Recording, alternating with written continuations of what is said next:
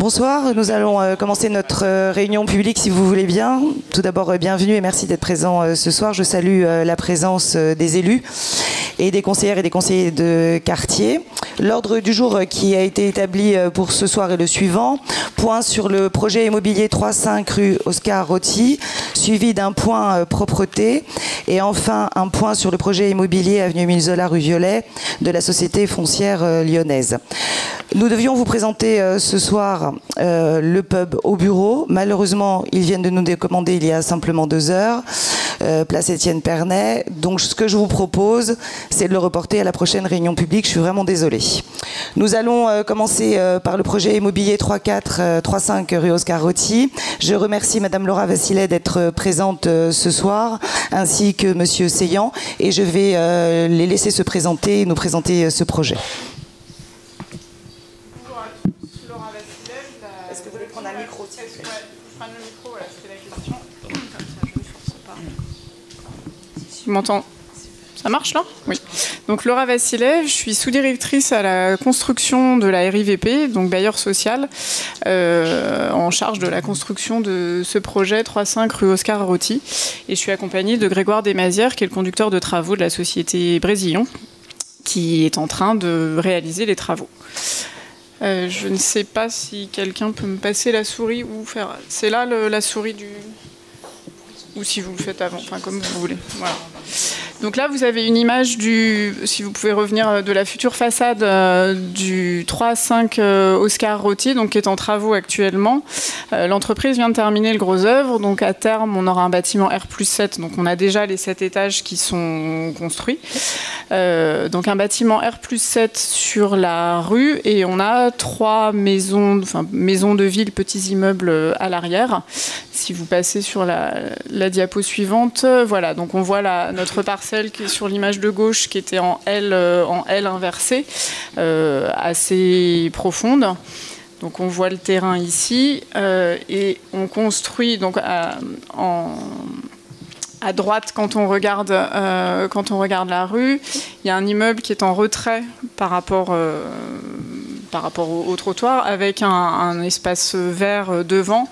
On s'aligne en fait sur cet immeuble-là et on crée également un espace, un petit espace paysager qui sera l'accès à nos logements. Mais les 2 futurs bâtiments seront donc alignés ensemble. Et à l'arrière, donc en fait c'est la partie qui est en blanc sur le L. À l'arrière, on a 3 petits immeubles qui accueilleront chacun entre 2 et 3 logements. Vous pouvez avancer. C'est mieux. Donc voilà, là vous voyez... Vous pouvez aller montrer les... Alors... Oui, donc là, on a un agrandissement. Le premier, c'était... La première diapositive, c'était le plan général du terrain. Bon, alors on va revenir sur la diapositive précédente, s'il vous plaît. Donc, voilà la rue Oscar Rotti. Donc, voilà. Le terrain en L qui est dessiné en rouge avec le bâtiment collectif en R+7 qui donne directement sur la rue et qui cache du coup le visuel depuis la rue des pavillons qui sont en fond par cette. Du coup, sur la diapositive suivante, c'est plus détaillé, c'est un zoom de cette partie-là, avec l'accès, voilà, donc la rue Oscar Rotti est devant nous. L'espace, je dis espace vert, mais c'est un espace planté, donc qui fait que le bâtiment est à l'alignement du bâtiment d'à côté, enfin des 2 bâtiments d'à côté. Et donc on a l'accès à peu près au milieu, l'entrée des logements des piétons. Et à gauche, l'accès véhicule, puisque en plus des 29 logements, il y a 21 ou 22 places de stationnement en sous-sol, sur un niveau de sous-sol. Donc là, ce bâtiment central, qui a une forme un petit peu biscornue, donc est à R+7 et comportera 21 logements. Du R+1, il y aura 3 logements par palier. Au rez-de-chaussée, il y a une loge pour le gardien, les locaux techniques, enfin il n'y a pas de commerce. Et puis à l'arrière... Donc les locataires qui seront derrière traversent le premier bâtiment et accèdent donc à ces 3 petits plots Donc il y en a deux, enfin ceux aux extrémités qui sont plus petits que le plot central, dans lesquels on a également 8 logements au total. On peut avancer sur la... Voilà, donc là vous avez un plan, le plan du rez-de-chaussée, donc qui vous montre... bon, c'est un petit peu la... Non, c'est un plan de... Si, c'est le plan du rez-de-chaussée, c'est ça? C'est un plan de rez-de-chaussée. Donc effectivement, ouais. Ici on a le local vélo, avec la loge gardien qui donne directement donc, sur l'entrée de la résidence. On a le local ordures ménagères. Et donc le principe de cheminement d'accès aux parties pavillon donc, se fait via l'entrée. On passe par un sas et effectivement on accède du coup aux maisons en fond de parcelle. Bon, ensuite on vous a mis un plan d'étage courant avec les logements. Donc voilà, vous avez 3 logements sur la partie rue avec des balcons côté rue. Et puis à l'arrière, ce qu'on appelle des maisons de ville, mais qui comportent en fait des appartements, chacun encore des appartements. Sur la diapo suivante, vous allez voir voilà, la coupe. Donc la rue, elle est à droite.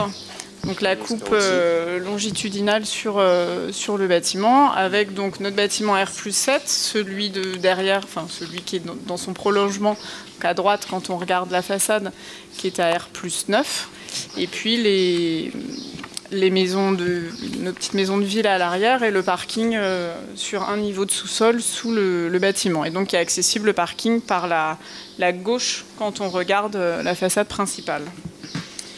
Ensuite, on vous a mis du coup des photos de... Donc ça, c'est la vue, c'est une perspective de l'état définitif du projet. Donc pour vous parler un petit peu des matériaux, on a un bardage zinc qui est prévu sur l'intégralité des façades. Et puis en limite de propriété, une clôture classique assez ouverte, enfin qui permettra de voir l'espace planté qui sera derrière, et donc à gauche l'entrée des parkings, tout à fait à gauche de l'image. Voilà une vue, alors là, complètement de l'autre côté, une vue en drone ou une vue d'oiseau, on va dire. Je ne sais pas s'il y a des gens qui habitent dans un immeuble à cet endroit-là. Donc voilà les 3 maisons vues de l'autre côté, et donc un même matériau sur l'intégralité des façades. Et puis, donc, on vous a mis des photos de l'avancement du chantier. Donc, le chantier a démarré, rappelez-moi, à la fin de l'année 2017. 2016, pardon. Ça a commencé avec le désamiantage et la démolition des anciens bâtiments qui étaient occupés par le SAMU social ou Secours SAMU social, voilà. SAMU social. SAMU social. Donc il y a eu une phase de désamiantage assez longue parce qu'on a découvert de l'amiante comme souvent en cours de route. Et donc là aujourd'hui on est, alors sur le panneau de chantier il y a écrit jusqu'à l'automne 2018. Là on est sur une fin de travaux, fin d'année, début 2019. Fin 2018 ou début 2019. Donc là, le gros œuvre est achevé. Donc on a les 7 niveaux qui sont construits. Sur la photo suivante, vous avez l'état de l'intérieur de la parcelle, des maisons voilà, dont l'ossature est aussi déjà achevée. Et donc on est sur... une arrivée du coup des premiers habitants de ce futur immeuble au premier trimestre 2019. Comment ? Vous poserez des questions après si vous voulez bien, parce que de toute façon sans micro on vous entend pas. Continuez madame. Pour moi j'avais à peu près, je pense qu'après voilà, je vais répondre à vos questions, une arrivée des premiers locataires en premier trimestre 2019. Peut-être vous donner les répartitions par type de logement. On a 29 logements qui se décomposent en 3 studios, 4 T2. 10 T3, 8 T4 et 4 T5. Les T5, ce sont des duplex qui sont justement dans ces maisons Vous pouvez recommencer, vous avez été trop rapide. Alors 3 T1, 3 studios, 4 T2, oui. 10 T3, oui. 8 T4 et 4 T5. 4 T5. Et ça fait 29 au total. D'accord. Et combien de places de stationnement ? Alors 21 ou 22. D'accord. Voilà, l'ordre de grandeur, c'est ça. Très bien, vous avez terminé ? Avec une possibilité pour les places de stationnement de location via le GIE parking de la ville de Paris, éventuellement aussi à des gens du quartier qui pourraient avoir besoin d'une place. Donc là, il faut se rapprocher directement du GIE. C'est pas géré par la RIVP en direct. Très bien. Voilà. Je vous remercie pour votre intervention. Merci à vous aussi, monsieur. Et y a-t-il des questions dans la salle? Alors, attendez, prenez un micro, s'il vous plaît, madame. Oui, j'aurais aimé savoir l'orientation de la façade très haute par rapport aux maisons, si j'ai bien compris, derrière.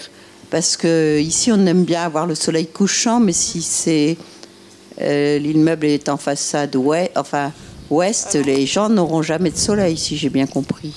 Alors, c'est quelle orientation, s'il vous plaît?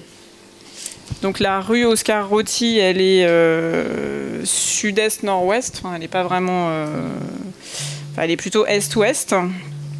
Et du coup, le sud, il est à côté... Est-ce que vous pouvez revenir sur... Là où il y a les balcons sur rue, je suppose.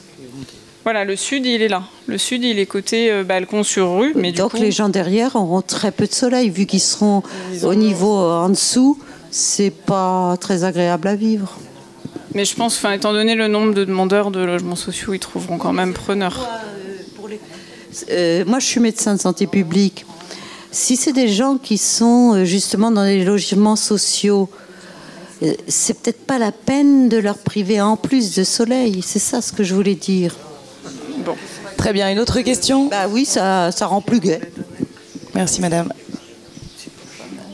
Est-ce qu'il y a-t-il une autre question sur ce projet immobilier du 3-5 rue Oscar Rotti?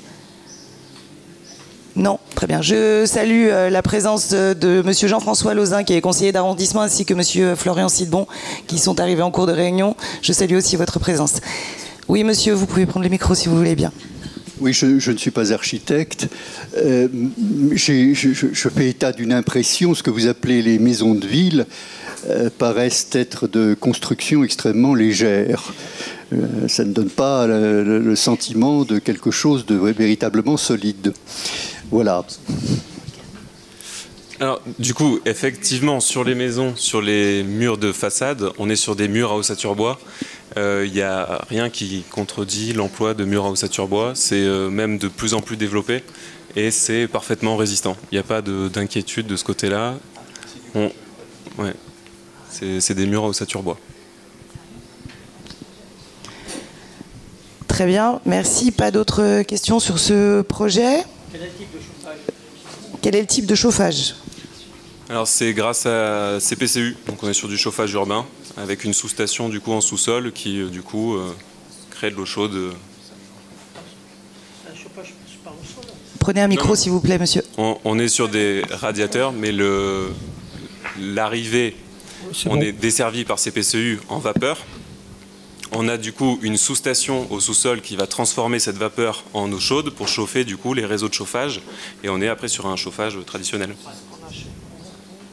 Mais je suis étonné parce que est-ce qu'on a déjà ça dans le quartier là?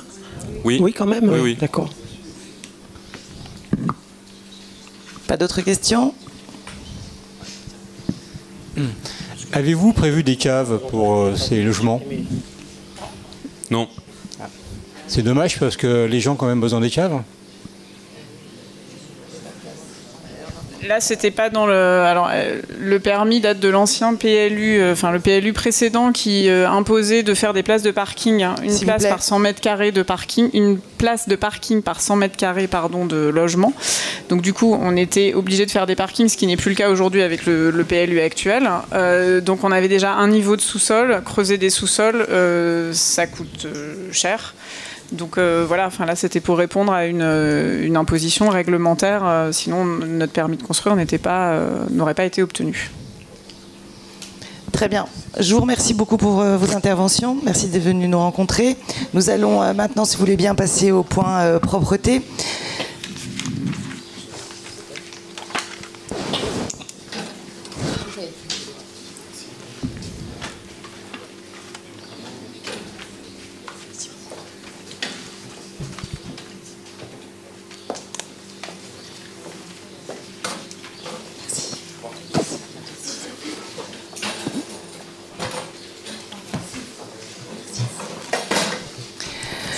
Donc pour le point propreté, je vais laisser la parole à Madame Audrey Hoth, chef de la division de propreté du 15e, et Monsieur Éric Seillant, chef d'exploitation, service technique de la propreté également.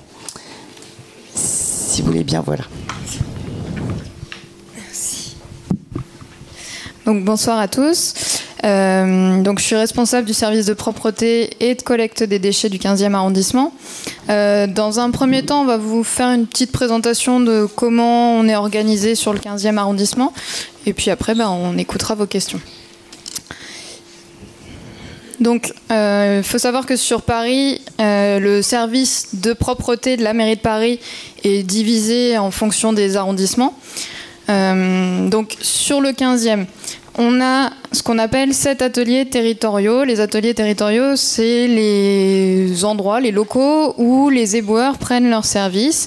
Et donc, ce sont les agents qui font le balayage, la collecte des objets encombrants et le lavage des rues. S'ajoutent à ça 2 ateliers engins du matin. Donc les ateliers engins, c'est là qu'on stocke les petits engins qui servent à nettoyer les trottoirs, donc les petites laveuses, les petites aspiratrices, et puis les engins qui servent à la collecte des objets encombrants. Et c'est aussi là que les conducteurs d'engins prennent leur service le matin. 2 ateliers polyvalents d'après-midi. Les ateliers d'après-midi, c'est des équipes mixtes où on a à la fois des balayeurs et des conducteurs de petits engins. Ce sont des équipes qui principalement s'occupent des déblaiements de marché. Sur le 15e, on a la particularité d'avoir un espace-tri. L'espace-tri, c'est ce qu'on appelle plus couramment les déchetteries. Donc, il est situé qui est d'ici, sur le 15e. D'ailleurs, on ne le voit pas sur le plan. Et puis, un point-tri. Un point-tri, c'est une mini-déchetterie. Donc, on peut y amener les petits encombrants et puis tout ce qui est déchets recyclables que vous pouvez mettre aussi dans les bacs jaunes, les textiles, les radios, les capsules de café, etc., etc. Il est boulevard Pasteur, sous le métro aérien. Donc la division de propreté, donc ce que je vous présente pour le 15e, c'est fortement ressemblant à tout ce qui se passe partout dans Paris. Donc en termes de moyens humains, sur le 15e, on a 279 éboueurs qui sont donc répartis sur les différents sites de travail qu'on vous a montrés précédemment. 45 personnels encadrants, donc des chefs d'équipe et puis du personnel encadrant intermédiaire. 8 personnels administratifs et techniques parce qu'il faut savoir que évidemment les dossiers des agents, des éboueurs sont gérés par notre service. Et puis le personnel technique parce qu'on a des marchés publics. Toutes les prestations ne sont pas réalisées par les éboueurs de l'arrondissement, mais on a aussi des entreprises privées qui travaillent pour nous. Je vous préciserai un peu après quelles prestations ils réalisent. En termes de moyens mécaniques, donc tous les jours sur le 15e, on a entre 13 et 21 bennes pour la collecte des ordures ménagères et des déchets recyclables. Hors verre, pour la collecte du verre, c'est 5 bennes de collecte du verre qui tournent du lundi au mercredi sur l'arrondissement. 9 à 10 véhicules de ramassage pour la collecte des objets encombrants. Et puis en termes de nettoiement, donc 6 petites laveuses de trottoir, 7 aspiratrices de trottoir. Et puis, à côté des petits engins qu'on a, nous, dans nos garages, il y a aussi des engins de chaussée, donc des plus gros engins, qui nous sont mis à disposition tous les jours sur l'arrondissement. Et donc, toutes les semaines, on a 30 laveuses et 29 aspiratrices sur le 15e. Donc, comme je vous disais tout à l'heure, ah oui, alors je ne vais pas tout de suite rentrer dans le détail. Donc, je vous disais, on s'occupe à la fois de la collecte des déchets sur l'arrondissement et de la propreté des voies. Donc, la collecte sur le 15e, elle n'est pas réalisée par les éboueurs, elle est confiée à une entreprise privée, à des entreprises privées en fonction des types de déchets. Donc, qu'est-ce qu'on a comme collecte? La collecte des déchets ménagers, des bacs verts, la collecte des déchets recyclables dans les bacs jaunes, la collecte du verre, la collecte des objets encombrants, la collecte des objets encombrants, elle est faite en régie, la collecte des corbeilles de rue, et voilà. Donc les déchets ménagers, c'est tous les jours de l'année qu'on les collecte, sauf le 1er mai. Donc c'est l'entreprise Pisorno qui réalise cette collecte.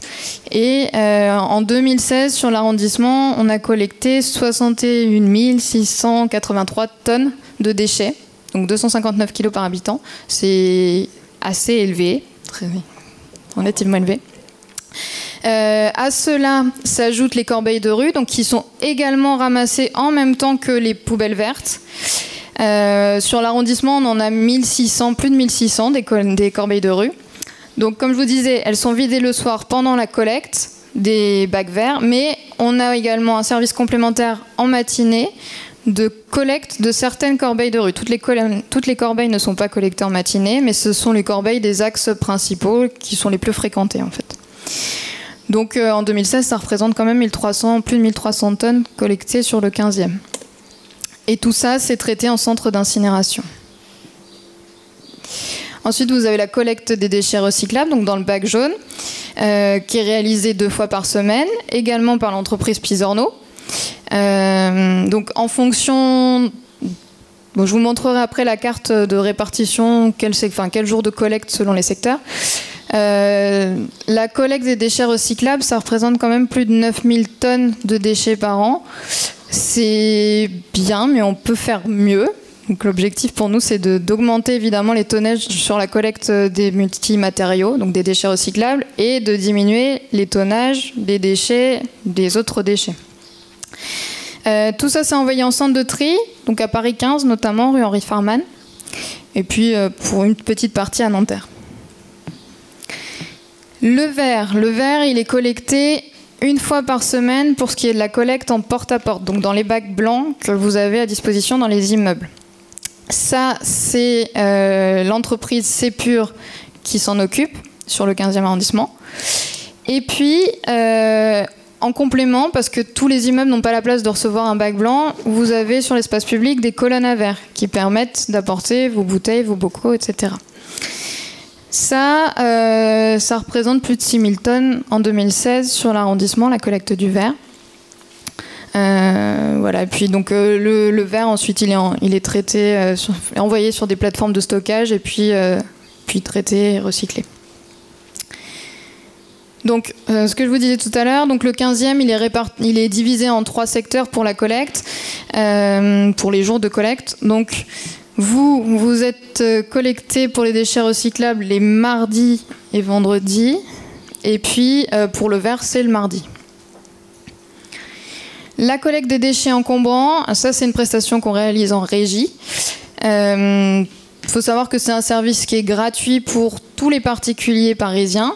Vous pouvez prendre rendez-vous du lundi au samedi à la demi-journée. Donc si vous appelez le matin, on peut vous donner un rendez-vous pour l'après-midi. Voilà. Et donc en revanche, il faut évidemment prendre un rendez-vous. Vous avez plusieurs possibilités pour prendre rendez-vous. Soit vous appelez le 3975, soit vous prenez directement contact avec nous. Vous avez le numéro sur la présentation. Ou alors vous avez aussi la possibilité de le faire par paris.fr. Le 15e arrondissement, c'est l'arrondissement où on ramasse de loin le plus d'objets encombrants. Alors tout confondu, à la fois les rendez-vous et ce qu'on appelle les dépôts clandestins, donc tous les dépôts qui n'ont pas fait l'objet de rendez-vous préalables. En 2016, donc ça c'est des chiffres qui augmentent quand même tous les ans, donc c'est très positif. La part des dépôts collectés via des rendez-vous est de 68%. Donc c'est bien, mais on peut faire mieux. L'objectif pour nous, c'est que tous les dépôts fassent l'objet de rendez-vous.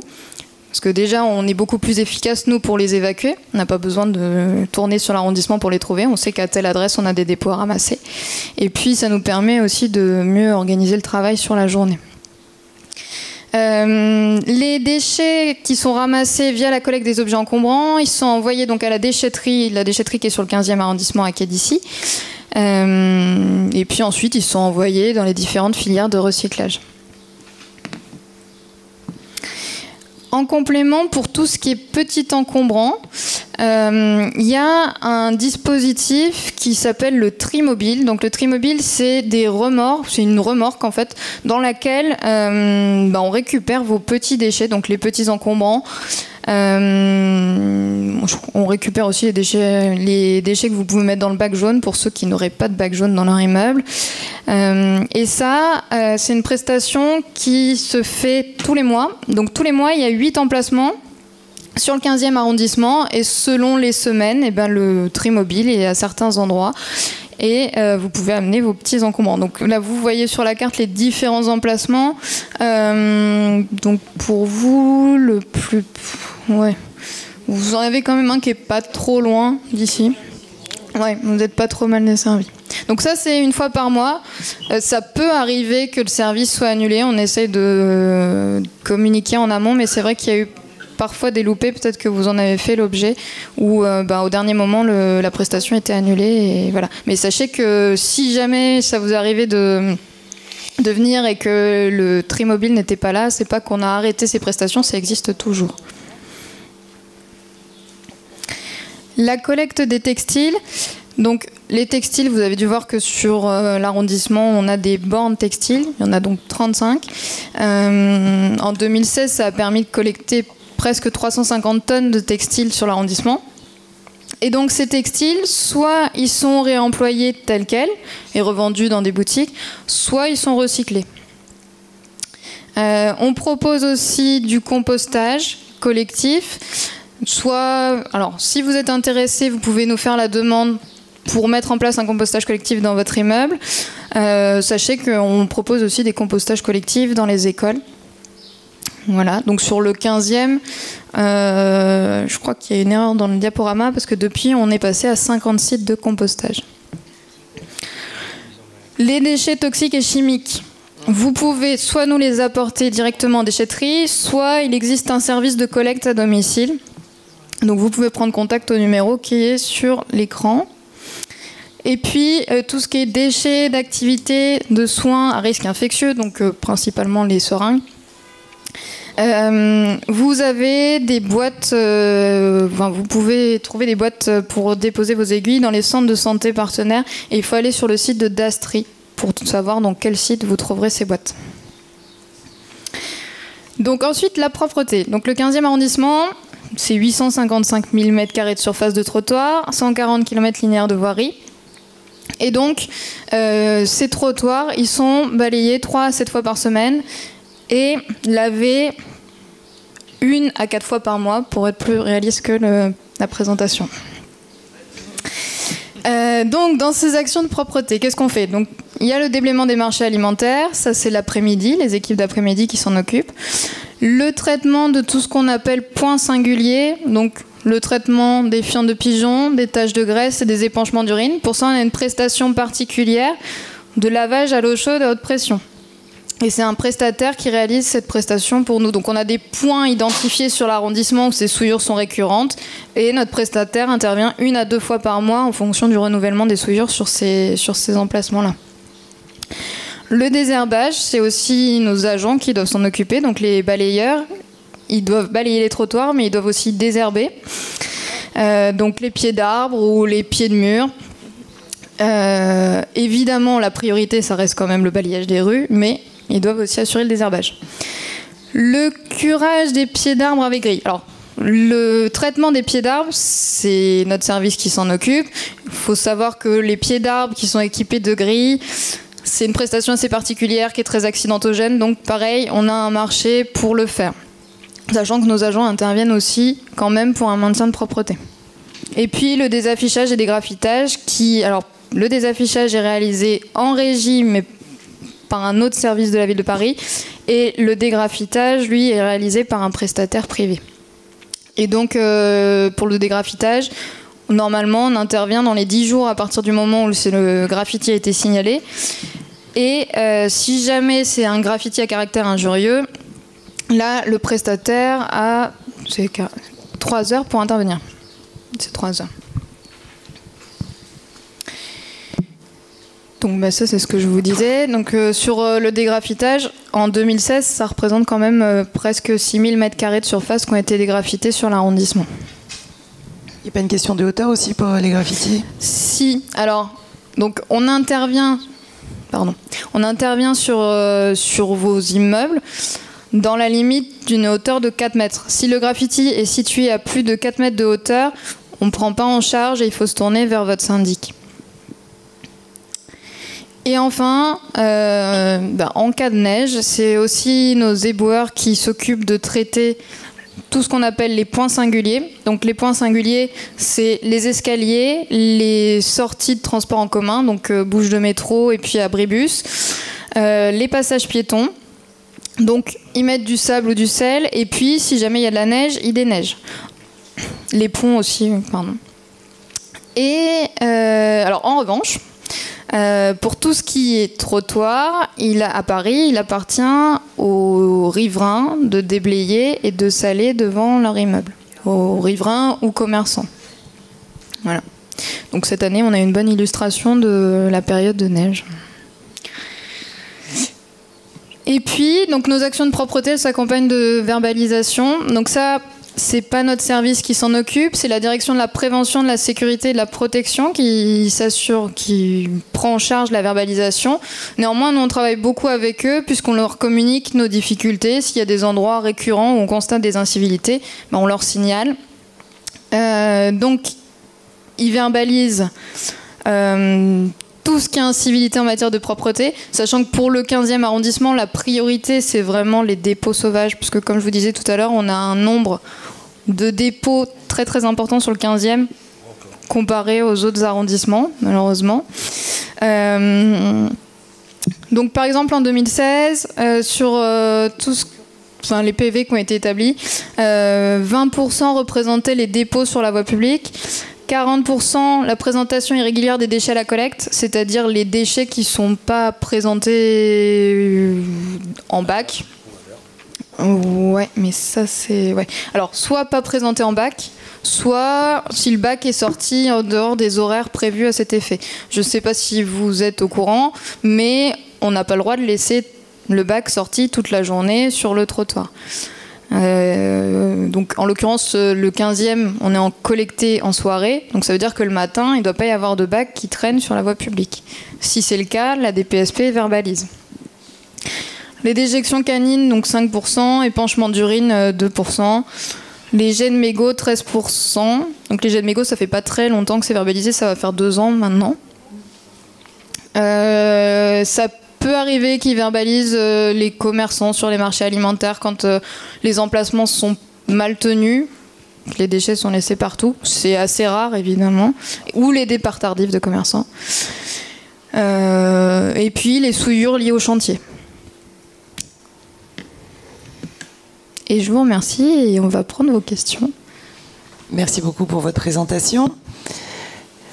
Très bien, y a-t-il des questions ? Si vous voulez bien prendre un micro, s'il vous plaît. Merci. Bonjour. Vous avez parlé des amendes à propos des... Je sais pas si ça marche. Vous avez parlé des amendes à propos des mégots. Il y a à la sortie gauche du métro Commerce 2 cendriers immenses qui sont faits au pied des 2 premiers arbres. Nous avons végétalisé le 3e arbre et nous avons là aussi du mal entre les chiens et les mégots. Et nous voulons savoir s'il serait possible, à la sortie du métro, d'avoir une tubulure, comme ça existe parfois, noire ou moins vilaine comme couleur, de manière à ce que les gens qui, tout de suite, en sortant de leur métro, ont le mégot à la bouche, au lieu de le mettre au pied des arbres, puissent le mettre dans un récipient. Et il y a vraiment 200 grands cendriers à la sortie du métro Commerce, sur la gauche. Alors en fait, les stations RATP, elles sont équipées de cendriers, mais il faut savoir que les cendriers sont placés en bas des escaliers du métro. Nous, mairie de Paris, pour le moment, on pose pas de cendrier sur l'espace public. Il faut savoir que toutes les corbeilles de rue, elles sont équipées d'éteignoirs qui permettent d'éteindre donc les mégots et de le jeter ensuite dans la corbeille.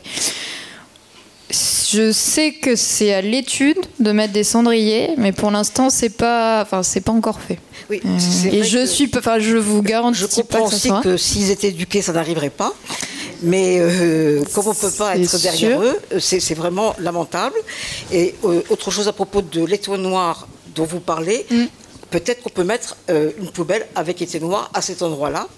Peut-être que ça serait peut-être moins cher que... Alors, des corbeilles à la sortie du métro, bon, il y en a 2. Bon, elles sont très très utilisées. On est encore passé devant tout à l'heure. Elles étaient remplies. Excusez-moi, sur la gauche ou sur la droite ? Ça dépend dans quel sens on regarde. Excusez-moi, je regarde la place du commerce. Ouais. Et je suis dans la rue du commerce, je regarde la place du commerce vers la maison Violette.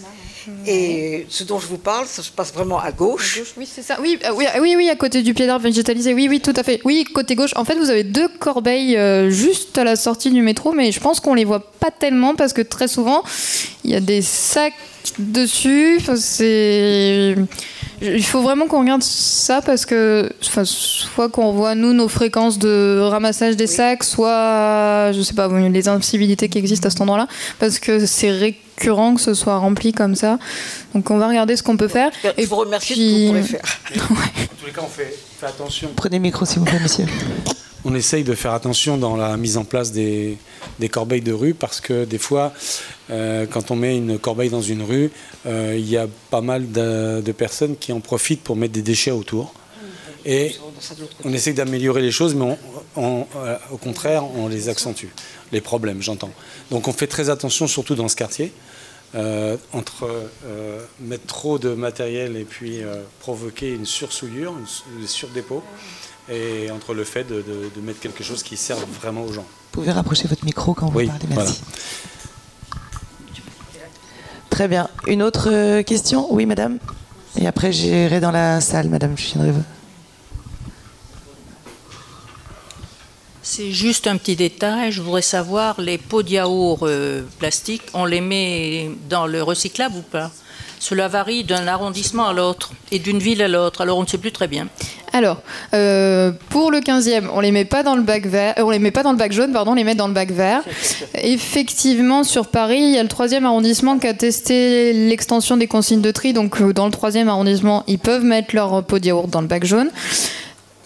À terme, on va étendre les consignes de tri sur tous les arrondissements de Paris. Là, c'est en cours d'étude. Donc, d'ici 1 à 2 ans, le 15e arrondissement, vous pourrez aussi mettre vos pots de yaourt dans le bac jaune. Mais pour l'instant, surtout pas, dans le bac vert. Merci. Merci. Oui, madame. Ça serait pour les graffitis des taggers. On pourrait récupérer peut-être, quand il y a en façade un ravalement, c'est de la toile en général qui n'est pas récupérée.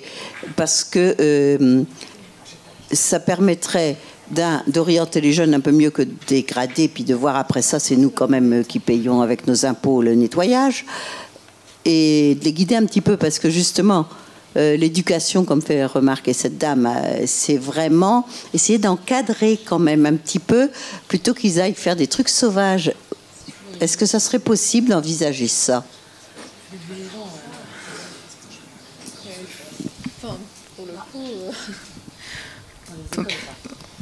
Ouais, c'est plus une question politique là, je pense. Moi, c'est plus à la mairie du 15e de voir s'ils ont envie de porter ce projet qu'à nous, services techniques. Enfin, nous, c'est faisable, évidemment, hein, mais... C'est peut-être un peu compliqué à mettre en place. Oui, vous voulez?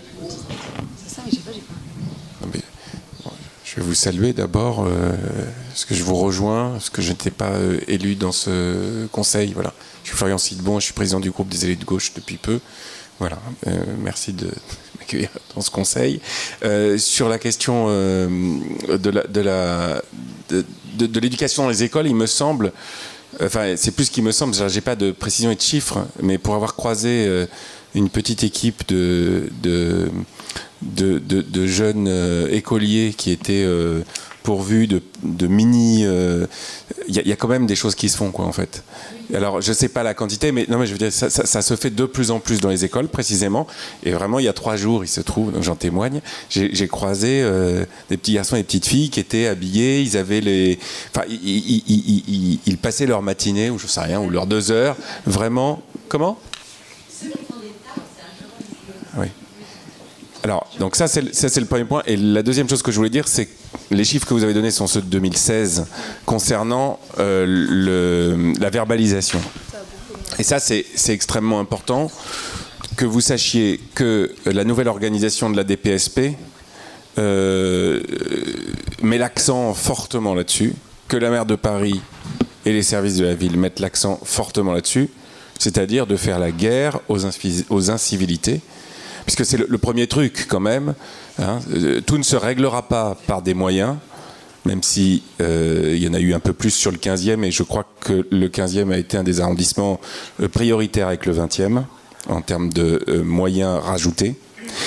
Tout ne se réglera pas avec des moyens, mais avec de l'éducation, effectivement. Alors ça peut se faire à l'école, ça se fait aussi avec, et pour le coup, j'assume complètement ça, même si je suis complètement de gauche, avec un peu de répression. Et un peu de pression sur les gens qui laissent leurs mégots partout. Les chiffres, ça, je crois que c'est plus 700% par rapport aux chiffres que vous avez donnés. Mon ordinateur est éteint. Alors oui, voilà. oui, c'est plus 700%, mais en fait, ce qui se passe, c'est que les chiffres de 2016, la DPSP, elle a été mise en place, si je dis pas de bêtises, c'était début 2016. Enfin, pardon. En septembre. Il me semble que c'était mi-septembre ou octobre 2016. Donc forcément, ça laissait peu de temps pour faire beaucoup de PV en 2016. Donc effectivement, en 2017, les chiffres ont explosé. Ça a pris, oui, c'est peut-être bien plus 700% de PV par rapport à 2016. Mais forcément, puisqu'en 2016, ils ont travaillé que 3, voire 4 mois. Donc quand on le prend sur 12 mois, ça augmente beaucoup. Et puis en plus, forcément, en 2016, quand une direction se crée, on n'est pas forcément très opérationnel tout de suite. En plus, il y a du personnel qui est arrivé au fur et à mesure. Donc ça aussi, ça a permis de beaucoup améliorer les choses, d'augmenter les PV. Effectivement, sur le 15e, il y a 2 ans, on a eu 10 postes d'éboueurs qui ont été créés.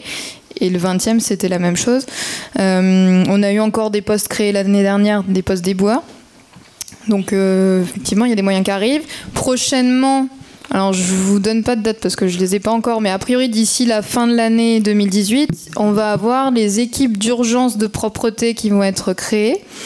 Donc, ce sera 6 effectifs supplémentaires sur l'arrondissement qui interviendront sur tout ce qui est dépôts. Par exemple, on travaille beaucoup avec la mairie d'arrondissement qui nous signale des dépôts, soit parce qu'ils ont eu des plaintes, soit parce qu'ils les ont constatés eux-mêmes. Et donc l'idée, c'est qu'on puisse intervenir très rapidement pour retirer les dépôts, ou s'il y a une situation gênante, par exemple, on a du verre cassé à un endroit, il faut intervenir rapidement. L'idée, c'est qu'on puisse intervenir rapidement. On le fait déjà, effectivement, mais sans désorganiser notre organisation. Parce qu'actuellement, s'il y a une urgence, on l'a fait, sauf que ça veut dire un service de balayage en moins, un service de lavage en moins. Donc là, a priori, d'ici fin 2018, on aura cette équipe qui se mettra en place sur l'arrondissement. Et donc, ce sera encore des moyens en plus et ça devrait nous aider. Oui, merci. Je voulais juste compléter pour vous répondre, madame, aller dans le même sens. C'est vrai que dans les écoles, il y a quand même énormément de directeurs et de maîtresses qui le mettent dans leur projet pédagogique, de parler de ça, propreté. Alors pour les tout petits, c'est bien. C'est vrai qu'il faut continuer au collège, parce que comme vous dites, en effet, les graffitis, c'est quand même un peu plus grand quand même, et c'est rarement en maternelle ou élémentaire, quoique.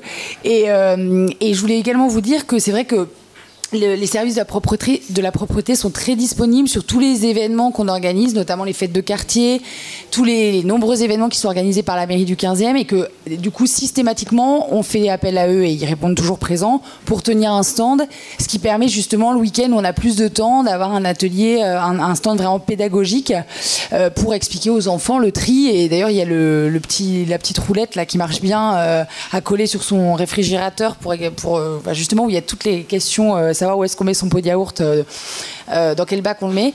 Et donc c'est vrai qu'on essaie de faire un maximum. Après, comme on parlait des mégots de cigarettes tout à l'heure, c'est sûr qu'on pourrait imaginer de faire de la pédagogie à tout âge. Mais ça, c'est vrai qu'on réglerait pas mal de choses, c'est sûr. Merci. Une autre question ? Oui, prenez le micro, s'il vous plaît. Bonsoir. Donc moi, j'ai constaté au niveau de la propreté un petit manque de lavage à l'eau des trottoirs et spécialement, moi j'habite vers la dalle des pompiers de la rue des Entrepreneurs, une dalle qui est souillée par des déjections de pigeons et des pollens d'arbres, donc un lavage à l'eau qui n'est pas suffisant dans le 15e. Et qui est criant des fois quand on se balade et qu'on va sur des endroits verts, eh bien on constate que c'est pas assez lavé à l'eau en fait. Par rapport à le lavage à l'eau, je pense qu'il est important sur ces fréquences pour rendre les trottoirs plus propres en fait. Et les dalles, quand je parle de la dalle de la rue des Entrepreneurs. Est-ce que c'est la dalle ? Voilà.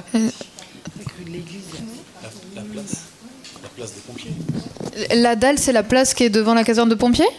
Oui, d'accord. C'est pas une dalle en fait. Ouais, alors déjà sur quand nos éboueurs, pour parler du balayage dans un premier temps, balayent les trottoirs, ils utilisent le réseau d'eau non potable qui existe à Paris. On a de la chance d'avoir un réseau d'eau non potable. Et donc, vous devez voir, quand vous voyez les éboueurs travailler, de l'eau qui s'écoule dans les caniveaux, qui leur sert à balayer les trottoirs et à enlever donc les déjections canines, à nettoyer les souillures d'urine, etc., etc. Et il se trouve que pendant un certain temps, quasiment 6 mois, 4-5 mois, le réseau d'eau potable d'eau non potable, n'était plus alimenté sur le 15e arrondissement suite à un souci dans une usine d'eau de Paris. Et donc, ça s'est tout de suite vu sur le terrain, parce qu'un balayage à sec, ça donne pas les mêmes rendus qu'un balayage avec de l'eau. Donc ça, c'est la première chose. Et évidemment, il y a le lavage qui vient en complément. Donc pareil, quand le réseau d'eau non potable était coupé, les opérations de lavage ont été plus compliquées, parce que pour remplir nos engins, il fallait aller ailleurs. Enfin, on n'avait plus beaucoup d'endroits pour s'alimenter en eau, donc ça augmentait nos temps de trajet et ça faisait moins de temps pour avoir des prestations sur le terrain. Ensuite, alors a priori, j'ai les plans sous les yeux. Donc l'endroit dont vous parlez, c'est lavé une fois par semaine. Normalement. C'est vrai que des fois, on n'assure pas totalement les prestations. On va regarder s'il y a un vrai souci à cet endroit. Vous m'avez dit entrepreneur. Ouais. C'est la place Violet, en fait. C'est place Violet. Bon, on va regarder s'il y a un souci, je le note, mais... Et sans ça, vous me donnez vos coordonnées aussi, si vous voulez bien, en fin de réunion. Comme ça, on pourra communiquer ensemble. Oui, une autre question ? Oui, madame, juste devant, si vous voulez bien. Merci. Merci. Oui, là, c'est sur la place du commerce. Depuis 2 ans, j'avais eu pas mal d'échanges de mails avec le responsable de la propreté du 15e, dont le nom m'échappe. Monsieur Pinet, certainement. Voilà, absolument. Nous avons régulièrement, alors nous on a des heures, effectivement, comme vous l'avez souligné tout à l'heure, de sortie et de rentrée des bacs, mais nous avons toute la semaine, y compris le week-end, le dimanche et les jours fériés, les sacs à poubelle du square qui sont déposés sur le trottoir dès 8h30 ou 9h du matin, au pied des poubelles des corbeilles de rue, et qui restent, s'il faut, toute la journée. Particulièrement, il y en a un petit peu moins maintenant parce que vous avez changé le système de poubelles du square avec les deux gros bacs, mais on a encore les sacs. À la sortie, par exemple, du passage des entrepreneurs, on peut avoir 5-6 sacs empilés qui, en plus, une fois qu'ils sont là, appellent d'autres ordures que les gens déposent. Et c'est pas normal d'avoir ça toute une journée, un dimanche, à n'importe quelle heure, ces sacs à poubelle. Voilà, Monsieur Pinet n'était pas arrivé à me donner, à trouver une solution. Il n'avait pas trouvé une solution satisfaisante. Mais c'est pas normal d'avoir des sacs à poubelle. Nous, on a des horaires, mais... Parce que le square, il a été doté en bac, justement, suite à ça, on avait doté nos collègues des espaces verts de bacs pour leurs déchets, pour qu'ils puissent présenter correctement leurs déchets dans des bacs et que ça limite les nuisances au temps de la collecte, en fait. Et vous me dites que... Voilà, il y en a un petit peu moins aujourd'hui, effectivement. Mais il y en a toujours. Mais il continue à y en avoir. Bon, on va mais voir moins ça. qu'avant, c'est vrai, j'étais ravie de voir ces deux containers dans le square, mais on continue malheureusement à en avoir.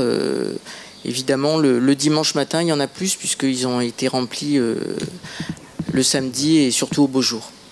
Ok. Merci. Merci. Une autre question, juste derrière. S'il vous plaît, je voudrais savoir qui doit nettoyer les bancs justement au square de la rue du Commerce. Parce qu'on ne peut plus s'asseoir sur les bancs tellement ils sont sales. Alors là, comme ça, Ça dépend d'un espace vert. Ils sont dans l'espace vert, les bancs dedans, à l'intérieur du square. A priori, c'est nos collègues des espaces verts qui s'en occupent. Quand c'est sur l'espace public, c'est à nous de le faire. Quand c'est dans un square, c'est nos collègues des espaces verts. Alors là, mon intervention ne servira à rien. Là. Votre intervention. Non, mais je vais noter, je prendrai contact avec mon collègue. Vous inquiétez pas. Oui. Ça dépend pas des mêmes personnes, mais on va le noter. On va le signaler. Deuxièmement, oui. Depuis que les cigarettes le prix des cigarettes a augmenté, il y a quand même un peu moins de mégots dans les rues de Paris. C'est bien, c'est un bon message, il y a moins de fumeurs. Est-ce qu'on ne pourrait pas mettre une taxe? Alors, ils sont verbalisés s'ils les jettent, c'est ce que vous expliquiez, madame, tout à l'heure. La même chose pour les chats et les chiens, parce que ce sont des tonnes de détritus qui salissent les rues. Bon, ils sont verbalisés également s'ils ne ramassent pas. Non, une taxe. Oui. Une taxe. Je vais me faire mal voir, mais il y avait autrefois... C'est bien, la verbalisation, c'est bien 68 €, c'est ça? Oui, 68. Donc ils sont verbalisés aussi, madame, les gens qui ont des chiens qui ne ramassent pas. La même chose, verbaliser un impôt.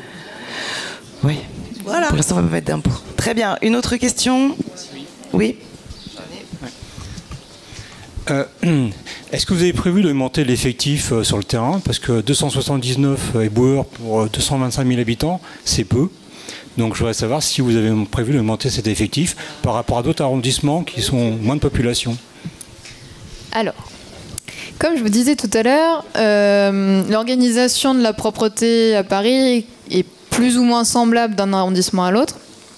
Il y a quand même une différence importante entre la moitié des arrondissements de Paris, c'est qu'il y a une partie qui est collectée en régie, une partie qui est collectée par le privé. Donc en l'occurrence, sur le 15e, on est collecté par le privé.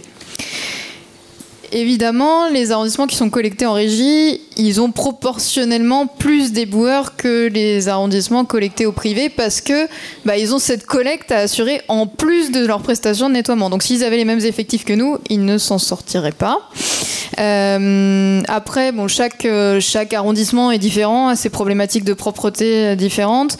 Sur le 15e, pour l'instant, on a quand même relativement de la chance, par exemple, sur les problématiques telles que les problématiques des migrants, qui ne sont pas directement une problématique de propreté, mais qui génèrent des activités de propreté qui mobilisent beaucoup les services, notamment, par exemple, sur le 18e arrondissement, nos collègues sont très mobilisés sur ces activités-là.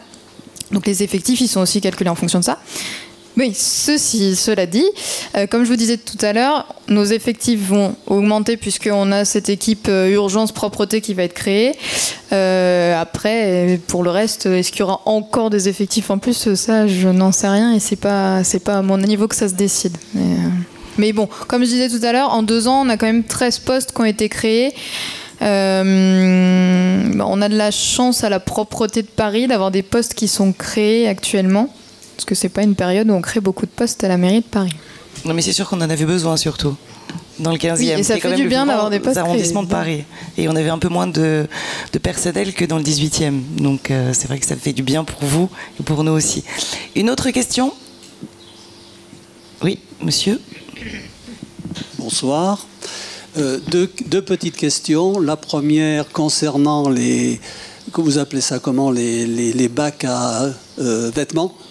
Les containers. Qui sont systématiquement des containers à vêtements, qui sont systématiquement pillés. Alors je ne sais pas si ça continue avec le même rythme qu'il y a 6 mois, mais enfin il y a 6 mois c'était épouvantable, notamment sur la place Dreyfus. Il a été changé celui de la place Dreyfus, donc il est moins pillé. Bon, alors on voit encore de temps en temps des bacs qui sont pillés, les vêtements éparpillés un petit peu partout. Bon, ça c'est une première chose. Deuxième chose, les bacs, les bacs à ordures qui sont disposés sur les trottoirs, ils sont régulièrement visités par des fouilleurs. Et je voudrais savoir, est-ce que c'est verbalisable et est-ce que vous le faites?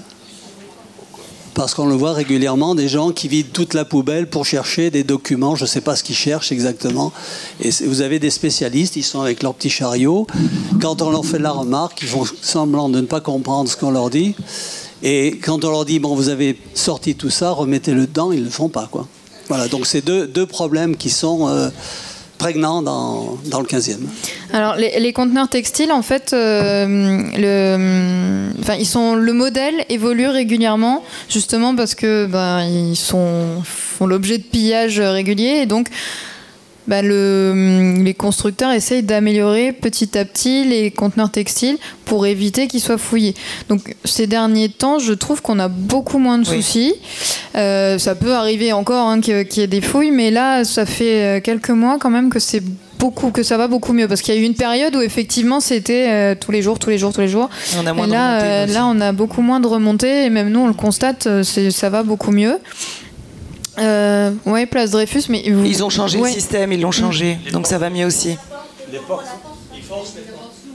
Et vous les voyez encore régulièrement le faire? Ouais. Bon. On en voit moins, mais... C'est fréquent. D'accord. Regardez. Sur la fouille des conteneurs, si un agent de la DPSP voit quelqu'un fouiller un conteneur, il va pas le verbaliser pour la fouille, mais si... Parce que, à la limite, vous avez quelqu'un qui fouille un conteneur puis qui remet dedans, pas de nuisance réellement. En revanche, ils peuvent verbaliser si le conteneur est vidé et qu'après tout est laissé par terre et voilà. Je sais pas s'ils le font beaucoup, honnêtement, je n'ai pas de chiffres là-dessus. Et bon, ouais.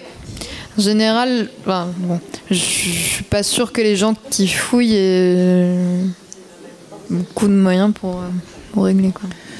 Non, je pense pas. Une autre question? Oui. Juste derrière.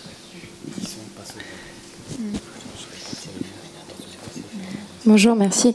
J'entends parler d'écologie avec les pots de yaourt qu'il faut mettre dans un bac ou dans un autre. J'entends parler des incivilités, voilà, il faut refaire l'éducation des gens, etc. J'entends parler du fait qu'on se plaigne que des pauvres gens, qui sont un peu les fripiers en fait de notre époque, récupèrent des habits pour essayer de gagner 3 francs 6 sous à Porte de Saint-Ouen.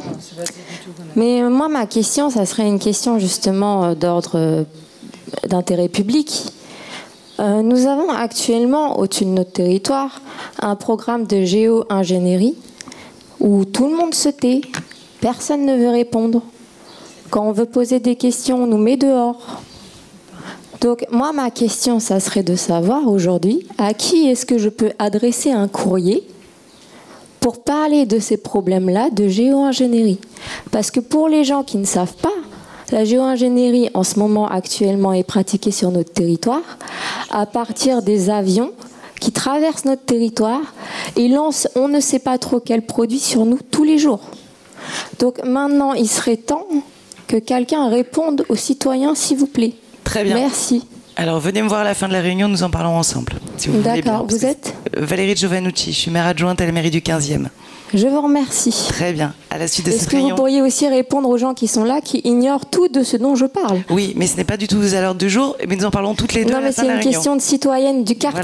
Voilà. Les gens habitent du quartier, Oui, mais ce soir, il y a un habitent ordre du ici, jour. ils ont besoin de savoir Très pour une bien. question de santé publique, s'il vous plaît. j'en suis- Surtout quand on dit que les S'il vous plaît. fumeurs... Attendez, je finis juste sur les fumeurs. finissez Parce sur que les fumeurs. là, on n'a rien à voir, hein, une fumeur. On a augmenté le paquet de cigarettes à 7 € et quelques, je ne sais plus exactement. Il y en a même à 8 €. Alors quand même, en parallèle, nous nous faisons gazer, fumeurs ou pas fumeurs. D'accord, très bien. Voilà, merci. Merci de votre intervention. Une autre question sur la propreté? Très bien. Oui, vous voulez? Allez-y, je vous en prie. Juste, pas prolonger le truc, mais poser une mini-question. Enfin, j'ai une remarque préalable, c'est de dire qu'effectivement, moi, je ne veux pas mettre sur le même plan les gens qui, effectivement, fouillent parce que ce sont des nécessiteux et les gens qui font faire caca à leurs chiens au pied de leur immeuble ou jettent leur clope ou jettent leur emballage de McDonald's sur le trottoir. C'est pas la même chose pour moi du tout. Et effectivement, à la limite, si des gens fouillent dans les bacs et ne foutent pas tout autour, ça ne me dérange pas. Ça me dérange pour eux. Voilà. Non, mais je le dis. Après, la petite question que j'ai à vous poser, c'est de savoir. Vous avez dit tout à l'heure, on n'assure pas forcément toutes les prestations quand on parlait du nettoyage une fois par semaine. Est-ce que vous pouvez, parce que ça, du coup, ça m'interroge. Pourquoi on n'assure pas forcément la prestation qui est prévue? Qu'est-ce qui fait qu'il y a un grain dans la machine? Est-ce que vous pouvez nous expliquer ça? Merci beaucoup. Bon, alors, comme dans tout service d'exploitation, il peut arriver qu'on rencontre des difficultés. Alors, soit d'ordre technique avec nos engins, par exemple, un engin qui tombe en panne et c'est forcément une prestation qui n'est pas assurée. Donc, ça peut être un exemple de prestation qui n'est pas assurée. Ensuite, la propreté, c'est très humain comme direction. Donc, un absent, ça va perturber l'organisation du service, donc c'est une prestation de balayage en moins assurée sur le terrain. Mais de façon De façon générale, on affiche quand même des fréquences de balayage et de lavage qui tiennent compte de ça, mais évidemment on n'est pas à l'abri d'un problème particulier. Après il y a les périodes de grève aussi, c'est des jours où on ne va pas assurer nos prestations. Bien sûr, il y a les impondérables comme dans n'importe quelle organisation, mais je veux dire statistiquement, parce que voilà, enfin c'était pour lever le doute. Statistiquement, honnêtement, on a regardé il n'y a pas très longtemps sur notre, donc nous on appelle ça le plan de propreté avec toutes les fréquences selon les types de prestations. On est à 95% de réalisation. Ça arrive qu'on descende à 90, 80, mais globalement on est plutôt à 95% de réalisation. Très bien, madame, je vous remercie sincèrement d'être venue nous présenter un petit point propreté. Merci à vous aussi, monsieur. Nous allons maintenant passer à un autre point, qui est le projet immobilier de la société foncière lyonnaise, avenue Émile Zola et rue Violet. Je salue la présence de madame Claire de Clermont-Tonnerre, conseillère de Paris, chargée de la coordination générale de l'urbanisme et du paysage urbain, à qui je vais laisser la parole en introduction sur ce projet. Merci beaucoup. Bonjour à tous et à toutes. Pendant que les différents représentants de SFL, paysagistes et architectes s'installent, je vais vous dire quelques mots sur ce projet. D'abord, vous rappeler que ce projet a été présenté lors du dernier conseil de quartier, me semble-t-il, par la même équipe ici présente. Et si vos conseillers de quartier ont choisi de remettre à l'ordre du jour ce projet, c'est parce que, avec le maire du 15e, nous avons choisi de sortir par le haut de cette affaire et de travailler point par point sur ce qui pouvait être amélioré sur cet important projet qui se situe donc entre l'avenue Émile Zola et la rue Violet. Alors, le maire a souhaité que nous travaillions dans 3 directions. D'abord sur les projets architecturaux, ensuite sur les projets environnementaux et ensuite sur les aspects d'ouverture sur le quartier. C'est une chose qui n'avait pas été prise en compte et sur laquelle nous avons obtenu un certain nombre d'avancées. Je vais laisser les représentants d'SFL vous faire cette présentation et se présenter eux-mêmes d'ailleurs. Mais je voulais vous dire qu'on a tenu de multiples réunions à l'hôtel de ville d'ailleurs, en lien avec l'adjoint en charge de l'urbanisme, et on a retrouvé nos manches plusieurs après-midi de suite pour négocier pas à pas et obtenir ces avancées. Il y a 2 solutions dans un projet. Soit on fait le blocage et on se dit non, rien ne bouge, il est nul, etc. Et notre volonté n'a pas été celle-ci, ça a été d'essayer de sortir par le haut, d'avancer, de négocier et d'obtenir, je vous dis, sur le plan architectural, sur le plan environnemental et sur le plan d'ouverture sur le quartier, ce que nous pouvions obtenir. Alors bien sûr, le projet ne va pas être gommé d'un coup de crayon, enfin d'un coup de gomme, mais on a essayé de l'améliorer. Et ensuite, on passera à une deuxième phase, qui sera la phase de suivi du projet, du suivi du chantier, en instaurant un comité de pilotage auquel nous convierons les représentants des copropriétés directement impactés, et puis bien sûr un représentant ou plusieurs représentants du conseil de quartier, pour essayer d'avancer tous ensemble et surtout de s'écouter, et que le porteur de ce projet entende la voix des habitants de l'arrondissement, la voix des riverains, la voix de Jeanne Garnier, la voix du directeur de l'école bilingue, la voix de tous ceux qui sont implantés autour de ce projet porté par SFL. Je voulais vous dire aussi que le maire a souhaité qu'il y ait un certain nombre de négociations qui soient tenues avec les conseils syndicaux avoisinants. Je pense aux 60 rue Violet, aux 50 bis rue Violet, aux 124 avenue Émile Zola. Il y a eu des rencontres aussi avec l'association qui s'est constituée, qui regroupe un certain nombre d'habitants, entre autres du 117 et 119 avenue Émile Zola. Il y a encore des échanges qui se sont tenus tout récemment.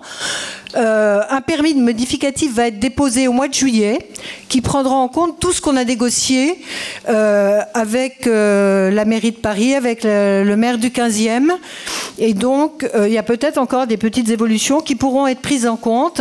En tout cas, je souhaite qu'il y ait beaucoup d'écoute qui se fasse autour de ce projet, qui va accueillir 1600 emplois, qui va peut-être aussi redonner un petit peu de vie à ce quartier, parce que la SMA est en partie, eh bien, je pense que le commerce avoisinant le sent également. Donc, je souhaite qu'on avance dans un esprit constructif. Je vous remercie. Je vous remercie beaucoup, madame. Maintenant, nous allons passer aux intervenants de la Société foncière lyonnaise. Monsieur Éric Houdard, qui est le directeur technique. Je vais vous laisser la parole et si vous voulez bien vous présenter. Merci beaucoup. Bonsoir à tous, merci de cette opportunité. Donc, je suis Éric Houdard, en charge de la technique et du développement de la Société foncière lyonnaise, propriétaire et investisseur de ce projet. Donc, Thierry Martineau, architecte du projet Destination 15 pour SFL. Thierry Laverne, paysagiste urbaniste et donc agence Laverne paysagiste en charge du projet de paysage de Destination 15. Et bonsoir à toutes et à tous, Nicolas Tenvé en charge de la maîtrise d'ouvrage chez SFL pour ce très beau projet. Nous nous sommes vus au mois de février, en tout cas avec un certain nombre d'entre vous, je crois. Comme le disait Madame de Clermont-Tonnerre, avec de l'écoute, avec du travail aussi, nous revenons aujourd'hui pour vous présenter la prise en compte de ce que vous avez pu exprimer, de ce que la mairie et la ville ont pu exprimer, sous la forme d'une présentation dans laquelle vous verrez un rapide résumé des fondamentaux du projet. Puis une présentation des modifications auxquelles nous nous sommes engagés. Enfin, je pense que nous aurons une petite séance de questions-réponses, bien entendu, pour ceux qui souhaitent poser des questions. Peut-être que si tu peux passer... Voilà. Société foncière lyonnaise, une société qui existe depuis 140 ans quasiment, propriétaire d'immeubles, de bureaux haut de gamme dans Paris et également développeur de ces bureaux, investisseur de manière à transformer ces immeubles au fur et à mesure des générations et des années. Quelques exemples, Édouard VII, vous connaissez peut-être l'îlot Édouard VII, entre la rue Caumartin, le boulevard des Capucines et la place Édouard VII, SFL est propriétaire. L'immeuble Cloud Paris dans le 2e arrondissement, ouvert récemment et qui abrite aujourd'hui Facebook, Blablacar, et qui a été un exemple récompensé d'architecture contemporaine sur un site patrimonial. In-Out à Boulogne, aujourd'hui un des bâtiments phares de l'OCDE, qui a été transformé à partir d'un site industriel en un site tertiaire du XXIe siècle. Notre équipe, il en manque un bout, il n'apparaît pas complètement, constituée ici, vous les avez devant vous, de l'architecte Thierry Martineau, jeune et dynamique, de notre paysagiste, le gourou du paysage à Paris, Thierry Laverne, et d'un designer de renommée internationale, Patrick Join, avec son associé Sanjit Mankou. Le bâtiment existant, vous le connaissez. Je vais passer laisser la parole à notre architecte qui va vous dire un mot donc, du point de départ de tout ça. Merci Eric. Eh bien, on vous avait déjà présenté un peu la façon dont on avait abordé la restructuration du site ex-SMA BTP. Les fondamentaux du projet qu'on a mis en place, toute l'équipe de concepteurs reste identique. On a toujours cette idée, vous voyez, si je vais de gauche à droite de ce bâtiment existant avec son socle qui est en rouge ici, qui regroupe plutôt les activités de service, donc l'auditorium que vous connaissez, ce qu'on appelait le piano, qui était en fait autrefois être censé être le foyer de l'auditorium où les gens venaient après les conférences pour prendre un verre ou discuter, et cette grande esplanade devant très minérale qui donne directement depuis l'avenue Émile Zola et qui était en fait, pour vous faire une petite histoire du site, ça devait être autrefois lors de sa construction ce qui devait servir de palais des congrès avant que la porte Manon soit construite.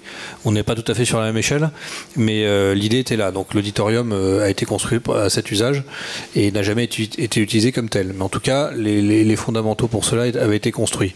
Et au-dessus, vous avez en jaune le bâtiment de bureau qui s'élève sur 10 étages, qui regroupait tous les services de la SMABTP depuis sa création. Aujourd'hui, la SMETP, comme vous le savez, a quitté les lieux. Le bâtiment est aujourd'hui vide. Et comme vous avez pu le voir, pour ceux qui connaissent bien le site, il a été mis derrière des palissades pour éviter toute intrusion. Et il est gardienné 24 heures sur 24 aujourd'hui. Le bâtiment, on peut dire qu'il est représentatif de son époque, mais il est beaucoup resté dans son époque, puisqu'il n'a jamais été rénové depuis sa construction en 1966. Donc aujourd'hui, il est quasiment complètement d'origine, ce qui pose aujourd'hui quelques problèmes, on va dire, que ce soit au niveau de la réglementation incendie ou de la réglementation thermique et des contraintes qu'on peut avoir aujourd'hui, notamment dans le plan climat de la ville de Paris ou dans le cadre de la COP21 et avec toutes les contraintes environnementales qu'on peut avoir sur différentes certifications. C'est pour ça on va travailler sur ce projet de restructuration qui va en faire un bâtiment du XXIe siècle, et on va quand même suivre l'ADN qui avait été celle des concepteurs de l'époque, c'est-à-dire de garder une partie service dans les parties basses au rez-de-chaussée, qu'on va en même temps sublimer pour l'agrandir. Ouais, je veux bien qu'on passe les images. Ouais, voilà. Donc vous avez à droite, à gauche le bâtiment existant. Au milieu, cette idée de venir creuser en dessous, parce qu'on a des niveaux de sous-sol assez importants, avec des grandes hauteurs, et de venir ramener de la vie vers les sous-sols, en dessous de ce bâtiment qui est un peu aujourd'hui sur pilotis, qui est le bâtiment de bureau, et de venir créer, en bleu sur la droite, les deux excroissances qui remontent des sous-sols, qui sont un peu plus minérales, mais qui donnent ce nouveau visage pour cette nouvelle génération d'immeubles. Donc vous avez le bâtiment Zola qui se crée sur le bord de l'avenue Émile Zola, vous avez le bâtiment violet qui vient remplacer l'ancien auditorium et une partie des bureaux qui sont existants. Le bâtiment violet que vous voyez sur la gauche du croquis en bleu s'organise autour d'un patio qui descend jusqu'au premier sous-sol. Et le bâtiment Zola, lui, il est volontairement d'une forme géométrique complètement différente du bâtiment existant en baïonnette.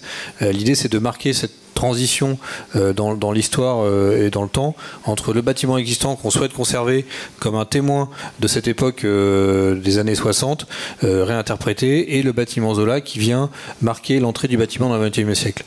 On a voulu aussi créer une sorte de césure entre le bâtiment existant et le bâtiment Zola pour plusieurs raisons. Le premier, pour qu'ils essayent de dialoguer ensemble sans s'opposer dans leur architecture, mais aussi de créer toujours cette transparence qui existe aujourd'hui avec l'esplanade vers le fond de la parcelle, qui est finalement un très grand jardin. Et là, je vais laisser mon ami Thierry Laverne en parler mieux que moi. Le jardin, on va vous le présenter tout à l'heure. C'est-à-dire, ce qui est sûr, c'est qu'aujourd'hui, il y a un sentiment de jardin sur cette parcelle, indiscutablement, même si le jardin n'est pas aussi grand que ça, et que finalement, ce jardin qui semble être un jardin naturel est en fait un jardin sur dalle, puisqu'il est sur l'ensemble du parking enterré qui est en dessous de la parcelle. Mais l'idée, c'est véritablement, et on va voir dans la suite de la présentation, que depuis le sol jusqu'au dernier étage, chaque surface disponible et à l'air libre fasse partie du jardin. Et que finalement, à la fin, quand on accumulera l'ensemble des surfaces de tous les jardins, de tous les étages, on a le sentiment que toute la parcelle, vue du ciel, est un grand jardin. Si on peut avancer, voilà.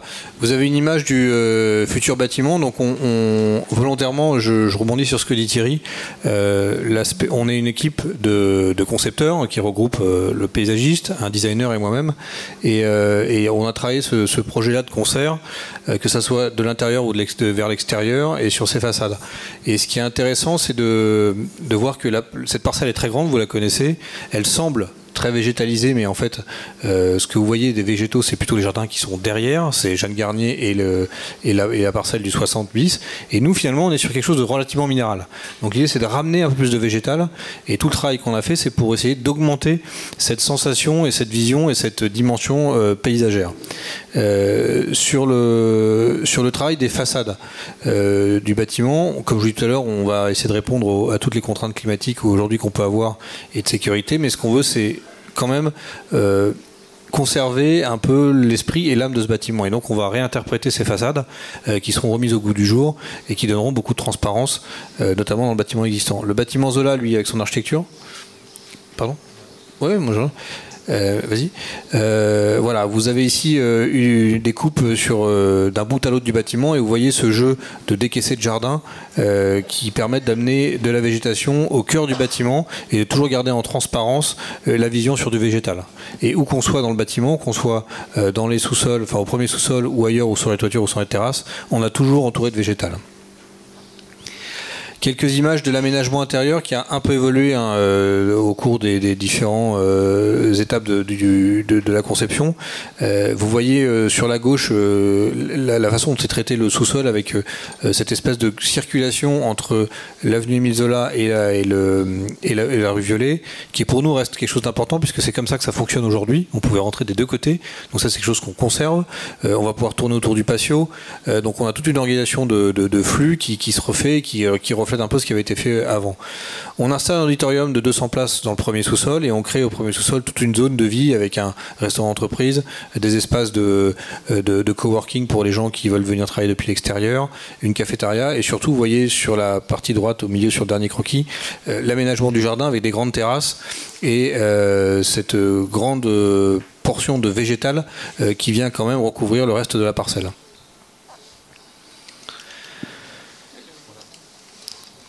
Ouais, vas-y. Ce que vous avez vu, c'est donc un rappel des fondamentaux, des bases du projet aujourd'hui. Et maintenant, à partir de cette page-là, nous vous présentons les évolutions que nous avons, depuis notre dernière rencontre, étudiées, mises au point avec la mairie du 15, la mairie centrale, la direction de l'urbanisme, et donc intégrées aujourd'hui dans un dossier qui sera déposé comme modificatif. La première modification, c'est la suppression d'un niveau sur le bâtiment Zola. Le bâtiment Zola, c'est le bâtiment neuf le long de l'avenue Zola qui a une forme un peu ovoïde. Celui-ci, l'image à gauche, c'est avant, ou c'est aujourd'hui, et l'image à droite, c'est demain. Il y a une suppression de tout le niveau qui était recouvert de panneaux solaires, qui est le niveau 8 du bâtiment Zola. Le bâtiment Zola devient un bâtiment à 7 étages. Accessoirement, et on va le voir tout à l'heure, les panneaux solaires passent donc sur le toit de la tour existante. Voilà, je ne sais pas s'il y a des questions à ce stade ou on reviendra après pour les questions peut-être. L'effet principal de cette suppression d'étages tout à l'heure, c'est la préservation des vues, bien entendu, et l'amélioration de l'ensoleillement des copropriétés se trouvant sur l'avenue Émile Zola côté impair. Deuxième modification, importante donc, une modification profonde de l'architecture de ce qui est à gauche et qu'on appelait le bâtiment pont, et qu'on nous a demandé d'alléger, de diminuer. Nous avons donc profondément modifié cet ouvrage qui est devenu beaucoup plus mince, dont la peau est devenue entièrement transparente et vitrée, sans aucun habillage, sans aucune peau métallique, sans aucune claire-voie. Et nous avons également supprimé le dernier niveau de cette passerelle, donc elle descend d'un niveau comme le bâtiment Zola. Le dernier niveau couvert de la passerelle est le 6e étage. Et nous avons complètement supprimé le rez-de-chaussée et le premier étage de ce bâtiment. Ce qui fait qu'il y a une percée visuelle et totale à l'air libre depuis la rue à hauteur d'homme et jusqu'à 6 mètres de haut quasiment, un peu plus même, une percée complètement ouverte.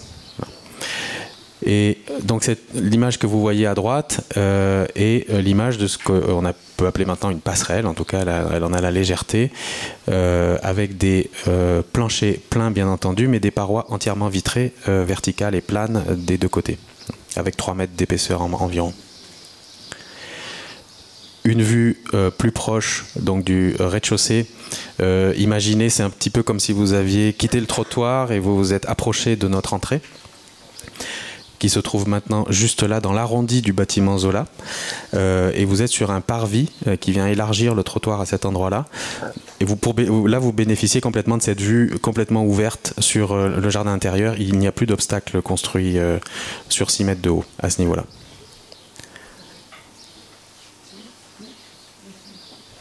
Je vais passer la main à l'architecte pour un mot sur la façade qui évolue également. L'évolution sur la façade, elle est sans doute un tout petit peu moins perceptible pour vous, mais on garde quand même l'architecture. Vous voyez la façade aiguisante que vous connaissez bien sur la gauche.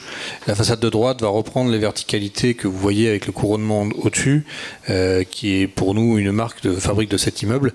Et on va essayer de reprendre. Vous voyez, il y a des cadres au milieu de chacune des verticales, voilà, à chaque niveau, et on va essayer de retrouver ça dans la perception de la façade. Donc c'est une réinterprétation sur la même trame du travail qui avait été fait dans les années 60. On garde évidemment aussi en bas cette notion de pilotis qui pour nous est importante et qui permet d'alléger le bâtiment et de garder cette transparence vers le jardin. On retrouve aussi la notion de pilotis là, sur le bâtiment qu'on construit Zola, qui vient s'enfoncer dans les gradins qui descendent vers le premier sous-sol. Donc on a même si les architectures sont différentes, elles se parlent avec un vocabulaire un peu similaire.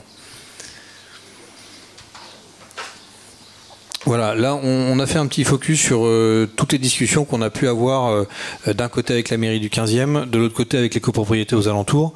Donc vous voyez en 1, je crois que les gens qui sont au 54 Violet, avec qui on a eu des discussions, et sur, je ne me souviens plus du numéro Zola 124 je pense, Zola, on a retravaillé la disposition des courettes. Alors à gauche vous avez l'ancien permis de construire, en 1 vous avez seulement une grande courette, et là on a mis 3 petites courettes qui correspondent aux courettes qui donnent sur chacun des immeubles. En fait, la raison pour laquelle on avait fait en 1 cette chose-là dans le permis de construire, c'est qu'on était tenu par une servitude qui datait d'il y a très longtemps. On n'avait pas imaginé que de discuter cette servitude avec les copropriétaires. Il se trouve que dans les discussions qu'on a eues, on s'est rendu compte que c'était possible, et donc pour nous ça nous va bien, et on a pu du coup améliorer le projet pour tout le monde dans ce sens-là. En 2, vous avez le passage des panneaux solaires dont on parlait tout à l'heure, de la toiture du Zola à la toiture du R+10, donc plus personne ne les verra. Donc vous aurez la vue sur une terrasse plantée plutôt que sur des panneaux solaires. Et enfin, en 3, vous avez la réduction de l'aile violet qui était un peu proche du 60 violet et qu'on a reculé dans le cadre des modifications du projet suite aux discussions qu'on a pu avoir. Donc voilà, donc ça ce sont les 3 points essentiels qui sont le résultat de toutes les discussions qu'on a eues avec toutes les copropriétés et la mairie du 15 sur les différents sujets. Et l'association Adrez. Voilà. Un petit arrêt sur image. Ouais.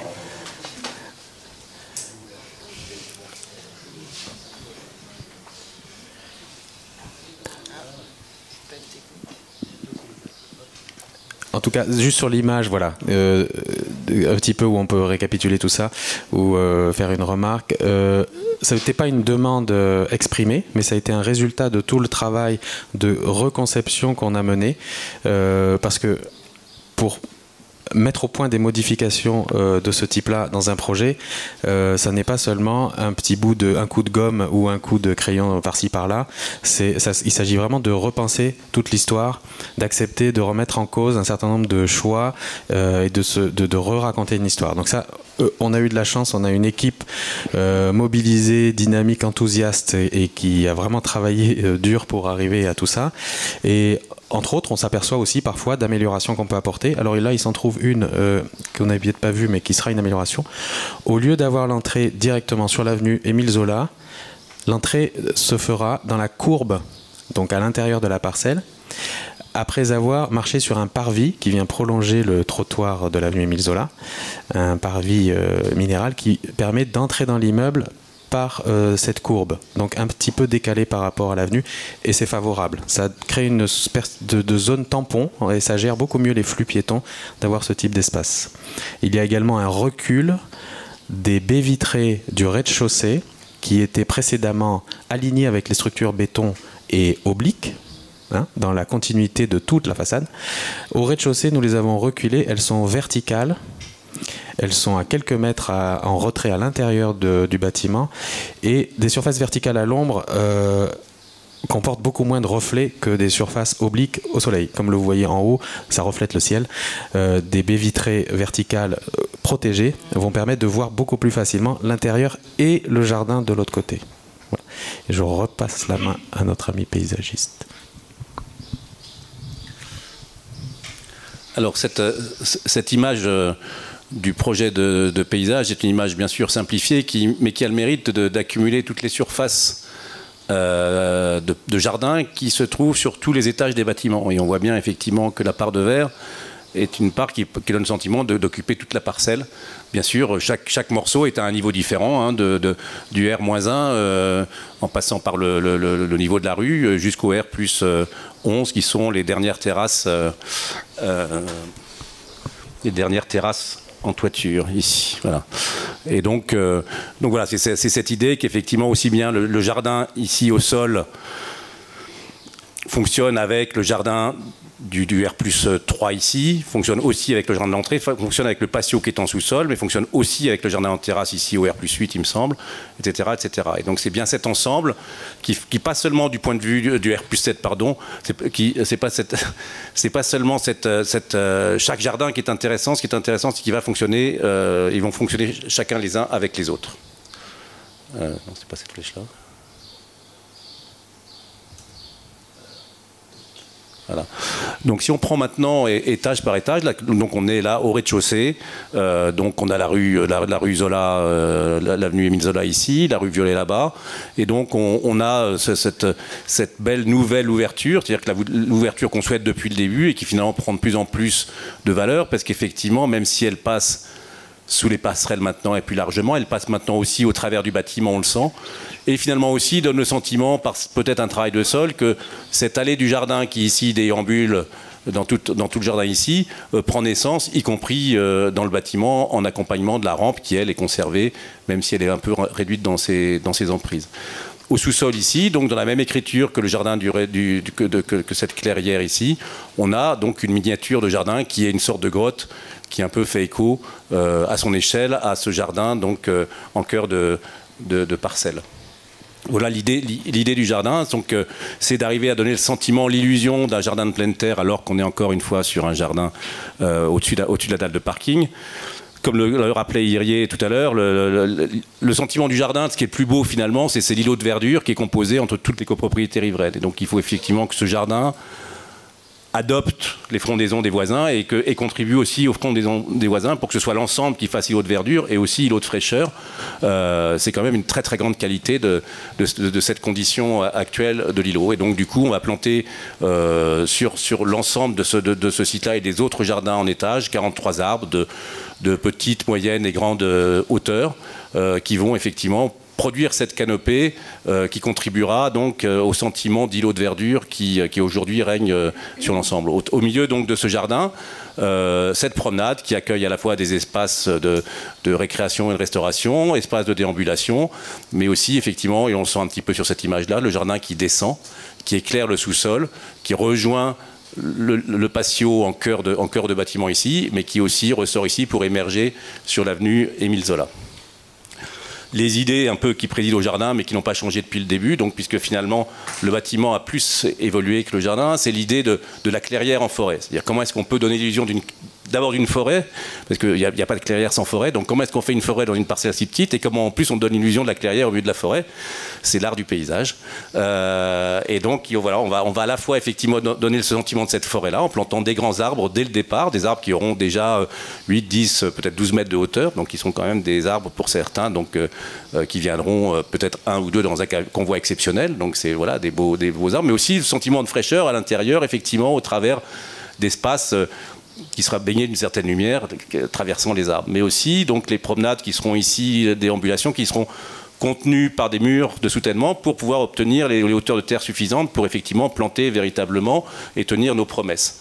Et enfin donc ces images-là qui sont une sorte d'allusion à la miniature du jardin du patio qui donc en sous-sol sera à la fois une grotte et une sorte de jardin japonais qui sera une miniature de paysage et qui fera finalement évoquera à sa manière le jardin de la clairière. Voilà un peu les ambiances de manière plus réaliste mais un peu travaillée donc du jardin de la clairière de plein sol avec des érables, des bouleaux, des chênes et des pins qui viendront et des sorbiers et toutes sortes d'arbres comme ça qui pratiquement pas cette dimension-là à la plantation, mais certains arbres voilà, auront cette dimension-là et celle-ci à la plantation. Donc des tapis au sol de fleurs, de vivaces, d'ombre qui vont être extrêmement luxuriants. Des arbres qui vont effectivement permettre à la lumière qui va baigner le jardin de donner ce sentiment forestier. Si on passe maintenant dans les étages, donc les jardins dans le ciel, puisque finalement on passe des jardins au sol aux jardins dans le ciel, donc on est effectivement sur l'essentiel du grand jardin, c'est celui du R+3 ici, dont effectivement on a bien précisé qu'on a 3 patios qui descendent en R+2 et qui donc du coup permettent d'avoir les échancrures qui préservent les vues, les lumières sur les cours existantes. Et donc ce jardin en terrasse, lui, est planté d'arbres de plus petite venue, qui sont plutôt des fruitiers, des arbres à fleurs de petite taille, mais qui vont effectivement donner le sentiment, là aussi, d'un jardin plus naturel, ou non pas plus campagnard que la forêt, pardon, pas plus naturel. Ici, au cœur, on voit que ça c'est la vue sur le patio intérieur qui est en sous-sol, mais donc qui est éclairé au travers de la terrasse ouverte du R+3. Et puis sur le R+7, il y a encore une erreur sur notre plan, excusez-moi, sur le R+7, j'insiste, et je me battrai moi-même pour cette erreur qui dure sur mes plans, ou non, ça serait ma collaborateur que je battrais. On aura ici un dernier jardin, et pourquoi pas, on l'évoquait tout à l'heure, un jardin avec une treille et des vignes, parce que ça serait bien d'aller effectivement vendanger peut-être le dernier étage. Ça, c'est une vue de l'esprit, mais pas tant que ça. C'est-à-dire que ça nous montre ces jardins en terrasse, hein, donc cette promenade, ces jardins qui sont en balcon sur la ville, déjà presque accrochés au ciel, et ici, autour d'un platelage en bois, le creux ici qui permet donc d'éclairer le patio du jardin miniature où l'on aura une espèce d'arbre bonsaï qui sera à la fois un bonsaï gigantesque ou un petit arbre qui évoquera le bonsaï. Les ambiances du jardin dans le ciel, hein, donc plus des prairies, plus ras, plus ouverts, qui donnent ce sentiment fleuri et qui supportent aussi bien sûr cette exposition quand même plein soleil, plein ciel, qui est quand même une exposition assez rude aussi pour des jardins dont il faut qu'on tienne compte. Et voilà les ambiances qu'on pourra avoir, donc des jardins fleuris au sol et des ambiances d'arbres plutôt fruitiers, donc ce sont des arbres, ce qu'on appelle ça des arbres de petite taille, hein, donc qui seront à la fois des arbres de Judée, des cornouillers, des noisetiers, des pommiers ou des amandiers, qui vont effectivement venir fleurir les étages et le ciel de Paris. Et donc cette image, pour conclure, qui n'est pas très compréhensible, mais qui est quand même intéressante, qui fait un peu la synthèse à la fois du jardin du sous-sol, du jardin au sol, de l'entrée ici sur la rue Violet et du jardin de la première terrasse au R+3, et qui voilà, nous montre effectivement cette part de jardin qui, les uns avec les autres, arrive effectivement à composer un paysage qui, si on ne le percevra pas d'un seul coup, quand on se baladera là-dedans, on aura la mémoire du premier jardin et du deuxième, et on aura ce sentiment d'un grand jardin, même si effectivement le jardin est fractionné et composé sur chacune des situations et des étages différents. Voilà pour le paysage. Très bien, merci. Nous proposons également d'ajouter à ce projet architectural, immobilier, tout un volet d'ouverture sur le quartier. Un volet plus sociétal peut-être. Donc nous en avons parlé déjà avec certains de nos partenaires. 3 aspects que l'on souhaite développer sur ce site. Et ça a été une demande de la mairie du 15 notamment. Même si ce n'était pas forcément une demande exprimée à notre dernière réunion. En association avec l'association Graines Île-de-France, que vous connaissez peut-être et qui accompagne SFL dans l'organisation de formations, de conférences, de sensibilisation à la responsabilité sociale, sociétale et environnementale de l'entreprise, nous souhaitons proposer que le site puisse héberger ce type de session, que le site devienne un prétexte également à l'organisation de sessions d'éveil de ce type-là. Nous bénéficierons d'une écologie locale, de tout un système paysager nouveau qui pourra être étudié. Donc c'est un petit peu l'idée de plateforme pédagogique également qu'on peut développer. Il y a des établissements d'enseignement à proximité immédiate et à proximité un peu moins immédiate aussi. Et donc ça c'est un deuxième volet, un deuxième aspect qui peut être de partage avec des établissements d'éducation à proximité du site, de ces jardins par exemple, et de certains sujets sur le site qui pourraient être étudiés avec des classes, avec des élèves dans leur parcours d'éducation. Nous proposons aussi, nous allons donc mettre au point la proposition suivante qui est de mettre à disposition, avec une formule qui reste à déterminer, l'espace de conférence du site. salle de réunion, moyenne et grande salle, auditorium. Ce sont des infrastructures qui peuvent répondre aux besoins de certaines des institutions locales, en tout cas un besoin local. Et nous avons mis là le nom des principales organisations avec qui nous avons pu en parler. Du côté de la rue Violet, nous prévoyons maintenant, donc parmi les modifications que nous apportons au projet, un espace de coworking ouvert à des utilisateurs du quartier. Donc là, pareil, hein, le coworking, il y a autant de coworking que de gens qui utilisent le mot, mais sur ce site, nous pourrons mettre au point un espace dans lequel des entrepreneurs locaux, des consultants en micro-entreprise qui ont besoin d'un espace et qui ont besoin de services associés à des bureaux, de vraies salles de réunion, des espaces de cafétéria, etc., pourront venir utiliser des espaces, bénéficier dans une formule bien sûr économique à mettre au point, mais privilégiée.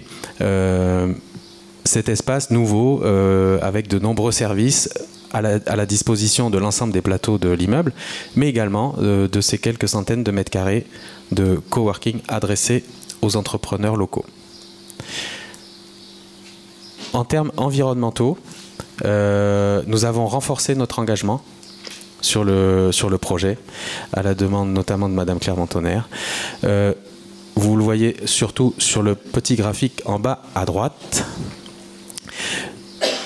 Nous avons prévu d'avoir une performance en termes de maîtrise de l'émission de gaz à effet de serre qui était déjà assez bonne sur le site. Donc c'est la première flèche foncée qui nous permet d'arriver à 1,5 tonnes de CO2 par mètre carré de bilan global d'émissions de gaz à effet de serre, ou de CO2 en tout cas. Nous prévoyons, et c'est la deuxième flèche en pointillé, d'améliorer encore. Alors, ça ne parle pas forcément ces ordres de grandeur à tout le monde, mais vous le voyez, le label qui est écrit là, BBCA, Réno, c'est le label bâtiment bas carbone rénovation qui est en train de sortir. Il n'est pas complètement sorti, mais nous nous sommes procurés le référentiel de ce futur label, et donc nous nous engageons à nous inscrire dans les critères de performance qu'exigera ce label. Ceci, ça permet de s'inscrire dans une cohérence d'objectifs avec le plan climat de la ville de Paris. Il a été révisé en 2017, qui lui-même permet d'être cohérent avec les engagements de la COP 21. Voilà. Et donc la boucle est bouclée. Avec cet effort sur le site, on s'inscrit dans une courbe qu'on appelle scientific target d'objectifs de maîtrise, donc une augmentation de la température globale sur la planète de moins de 1,5 degré. Oui, bien sûr. Oui, juste pour préciser que le projet de jardin, bien sûr aussi, parce que les toitures sont végétalisées, parce qu'on va gérer les eaux de pluie pour en faire une ressource pour les jardins et arroser les jardins et les plantes avec, contribue aussi effectivement à ces efforts-là. De toute façon, il n'y a plus un jardin qui se fait sans qu'effectivement ces valeurs et ressources soient prises en compte à l'intérieur des projets. Et puis la plantation des arbres continue aussi à réduire l'effet îlot de chaleur et donc est aussi effectivement un bénéfice pour la ville, bien sûr. En termes d'énergie renouvelable, alors bien sûr, 30%, ce n'est pas les quelques panneaux solaires que vous avez vus sur le toit qui permettent de couvrir 30% des besoins énergétiques de l'immeuble, mais ils en couvrent une partie pour l'eau chaude sanitaire de toutes les installations sanitaires de l'immeuble. 30% d'énergie renouvelable, c'est que nous sommes en train de négocier l'achat d'énergie pour cet immeuble à partir de sources renouvelables. La climatisation se fera à partir du réseau urbain Climespace, qui n'est pas sur le site aujourd'hui, mais que nous avons pu, dont nous avons pu négocier l'amener depuis Beaugrenelle jusqu'au site avec les responsables. Donc Climespace pour la climatisation. CPCU, le chauffage urbain est déjà sur le site. Et en termes d'électricité, également, nous négocions des contrats d'achat avec EDF notamment, des contrats d'achat d'électricité dans laquelle la part d'énergie renouvelable est prédominante. Voilà. Un mot sur le chantier. Un mot sur le chantier, juste le calendrier. Alors le calendrier, on va le voir tout à la fin. D'accord. Mais bon, voilà, il est là, on est déjà à la fin. Voilà. On est presque à la fin. nous nous préparons dans la deuxième moitié de 2018 à réaliser des travaux de curage, désamiantage, toute la préparation et la meilleure prise de connaissance du chantier. Donc ça, c'est une première phase de travaux. Puis l'année 2019, c'est l'année du gros œuvre. Gros œuvre, c'est bien sûr un peu de démolition, de la construction. Et ensuite, une année, l'année 2020, de second œuvre ou de travaux plutôt intérieurs, d'aménagement technique et architecturaux.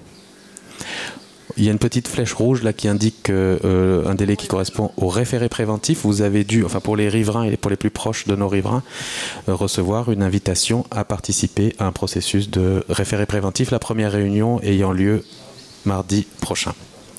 Voilà, c'est un processus qu'on vous avait annoncé et il est lancé. Voilà pour le planning et prévisionnel. Si on peut revenir à la slide de juste avant. Une confirmation sur la manière d'organiser ce chantier, puisque nous en avons déjà parlé en février. Nous poursuivons dans ce que nous avons annoncé et qui est notre pratique habituelle sur la maîtrise des chantiers, maîtrise des nuisances sur le plan acoustique, sur le plan de la gestion des déchets, des bennes, etc. Sur le plan du contrôle d'accès et de la sûreté, ça a déjà commencé. Et des flux d'appro, le flux logistique, notamment en termes d'horaire et de emplacement, emprise sur la voirie, si nécessaire, et à quel moment. Tous ces aspects-là font l'objet d'une charte de chantier à faible nuisance, comme on l'appelle, et qui est bien entendu imposée aux entreprises. Une maîtrise également de ce chantier qui passe par une bonne communication avec les parties prenantes, avec vous, avec la mairie du 15e, donc par l'intermédiaire de comités, de réunions qu'on appelle comités de pilotage, et notamment à la demande de monsieur le maire, il participera peut-être, parfois, en tout cas des réunions sûrement avec les riverains pour à la fois faire le bilan peut-être de ce qui s'est passé depuis la dernière réunion et anticiper et vous présenter des plannings et des prévisions de ce qui est prévu dans les semaines et les mois qui arrivent. Ça, c'est extrêmement efficace et c'est toujours une très très bonne aloi sur les chantiers de faire ce genre de choses. Nous aurons également, enfin elle a commencé à être mise en place, une plateforme de communication. Adresse email, téléphone vert, site internet. L'adresse email est prête, les deux autres sont en cours de mise en place. Ouverture pédagogique, j'en ai parlé tout à l'heure, une possibilité sur ce site, par la richesse de son paysage et un certain nombre d'aspects intéressants, on peut partager ces choses-là avec des établissements éducatifs, par l'intermédiaire d'une plateforme d'échange, d'une plateforme pédagogique. Pendant le chantier aussi, il peut y avoir l'occasion, parce que ça va être un chantier assez exceptionnel, assez divers, avec des constructions neuves, avec des rénovations, et donc on peut proposer à des élèves de collège, de lycée, de venir découvrir un petit peu ce que c'est que la transformation et la fabrication de la ville aujourd'hui. Voilà, merci beaucoup de votre attention. On peut recommencer. On a, je crois, oui. Je ne sais pas s'il y a le son. Vous avez un film. Oui, on a une petite animation. Voilà, mais dès qu'on aura pu le mettre en route, on pourra prendre. Pendant ce temps, une question peut-être, en attendant la mise en place du film. Oui, madame. Si madame a une question, au deuxième rang. Bonsoir, je voulais savoir combien vous aviez prévu de places de parking et où se situerait l'accès. Et une deuxième question, vous nous avez beaucoup parlé des jardins, de la végétation, de la canopée, la forêt. C'est peut-être une question idiote, mais est-ce que le public aura accès, peut passer, peut traverser, ou est-ce que c'est totalement privé ? Alors, je vais répondre pour la partie parking. Aujourd'hui, le projet prévoit 100 places de stationnement. Enfin un tout petit peu maintenant parce que c'est un peu évolué, plutôt 80 d'ailleurs, dont une vingtaine spécifiques pour les voitures électriques. Aujourd'hui sur site vous avez 200 places, donc la réduction du nombre de places de parking a été drastique. pour plusieurs raisons. La première, c'est qu'on a aménagé le premier sous-sol pour créer des espaces de service et des espaces de vie du bâtiment. La deuxième raison, c'est qu'aujourd'hui, la politique vis-à-vis de la voiture n'est plus celle qu'on avait dans les années 60. Je crois que vous le savez tous. C'est certain. Voilà. Donc, ça a été un choix de réduire son nombre de stationnement. L'accès au parking se fera uniquement côté avenue Émile Zola. Par la rampe principale, et l'accès existant aujourd'hui côté rue Violet sera supprimé. Et l'accès rue Violet sera reconverti dans le projet pour l'accès des vélos, parce qu'on a un local vélo en mezzanine du sous-sol de l'immeuble qui est assez important. Je vais laisser Thierry répondre pour la partie paysage. Ah, maître d'ouvrage. Pour le jardin, intérieur n'est pas public. C'est dommage, c'était une demande de la mairie du 15e que les riverains puissent y accéder. Donc comme vous l'avez vu, il y a cet espace tampon, un parvis et une partie du jardin qui est à l'extérieur et qui est tout visible, accessible avant l'entrée, avant les garde-corps de l'immeuble. Mais effectivement, le passage n'est pas possible sans passer un contrôle d'accès qui permet d'accéder au site. C'est bien dommage. Il y a des choses qui sont pas... L'honnêteté fait partie de nos valeurs. Oui, je me doute. Mais c'est bien dommage que les riverains puissent pas en profiter, c'est clair. Monsieur, une question.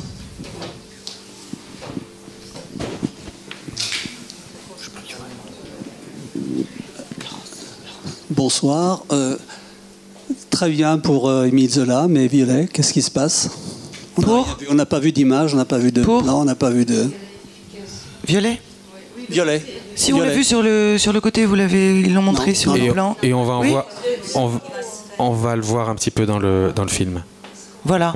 Non, mais il n'y a pas de photo qui montre ce que ça va être quand ça sera terminé. Voilà, comme là.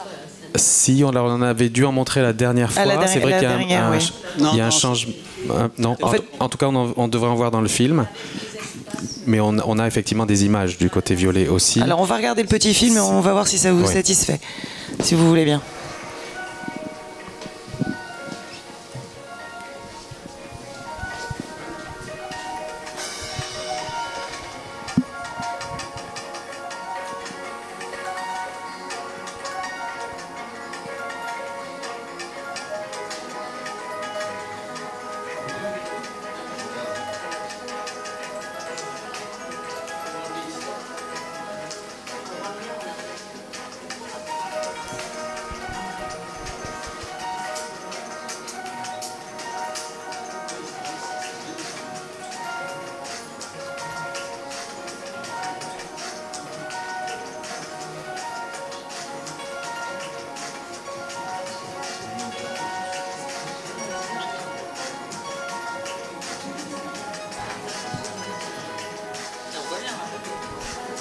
Là, vous êtes du côté rue Violet, hein.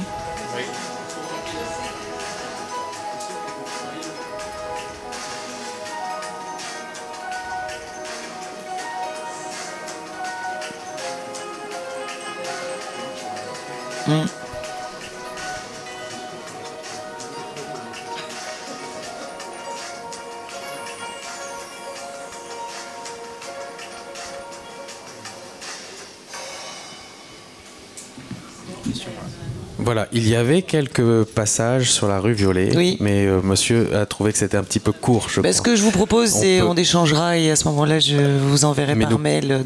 On peut absolument complètement vous envoyer les images. Donc là, j'ai une question. Attendez, madame, s'il vous plaît. Il y a une question. Oui, bonsoir. Lors de la dernière présentation, on avait posé la question sur les terrasses accessibles rue Violet. Au R+3, vous avez dit que c'était les terrasses inaccessibles. Et là, on voit donc des chaises, etc. Donc, pour la tranquillité, ça va poser problème au niveau du quartier si les terrasses sont accessibles aux locataires. Alors, ce sont effectivement des terrasses que l'on pense rendre accessibles aux utilisateurs de bureaux. Elles sont essentiellement occupées par du paysage sur lequel on n'est pas censé marcher. Donc, ce sont les parties platelage que vous avez vues en marron qui représentent les zones accessibles. Ça n'est pas... Enfin, vous pensez à quel type de nuisance? Parce que C'est assez. Que ce soit pas accessible. Donc, on avait posé la question, il était prévu que c'était pas accessible justement au public de l'immeuble, de façon à garantir la tranquillité justement des riverains. Voilà. C'est une évolution qui nous paraît tout à fait acceptable et judicieuse aussi, bien sûr. La partie qui est végétalisée est la majeure partie de cette terrasse. Côté violet, d'ailleurs, les utilisateurs et les terrasses avec platelage bois étant autour du patio. Voilà. Effectivement, la partie, il y a une partie végétale qui borde les terrasses, qui permet de mettre à distance les utilisateurs des riverains. Ceci dit, sur la terrasse, et puis en plus ces terrasses végétalisées servent de garde-corps. Donc c'est plutôt sécuritaire. L'idée c'est qu'il n'y a pas d'accès possible vers les copropriétés, évidemment c'est impossible. Et en fait, en termes de nuisances, elles seront quasiment inexistantes, ce seront que des gens qui seront là pour travailler, donc qui seront là très peu de temps, et plutôt à l'heure du déjeuner, espérons, ou peut-être un peu le soir, mais l'idée c'est pas qu'ils puissent l'utiliser pour faire des événements ou autre chose, c'est vraiment des terrasses d'agrément ponctuelles. Mais de ce point de vue-là, il y a très peu de vues en fait sur les riverains quand vous êtes sur cette terrasse là. Oui, mais c'était un accord qu'on avait justement que les terrasses étaient inaccessibles au niveau de rue Violet, donc au R+3. Et si vous parlez, vous prenez un micro s'il vous plaît, madame. Merci. Voilà. Pardon. Oui, donc moi je suis résidente. Rapprochez le micro pour qu'on puisse vous entendre si vous voulez bien. Au 50 bis rue Violet. Donc oui, on avait dit qu'on avait parlé de ces terrasses. Comme quoi, elles ne seront pas accessibles, ce sera juste pour faire joli, quoi.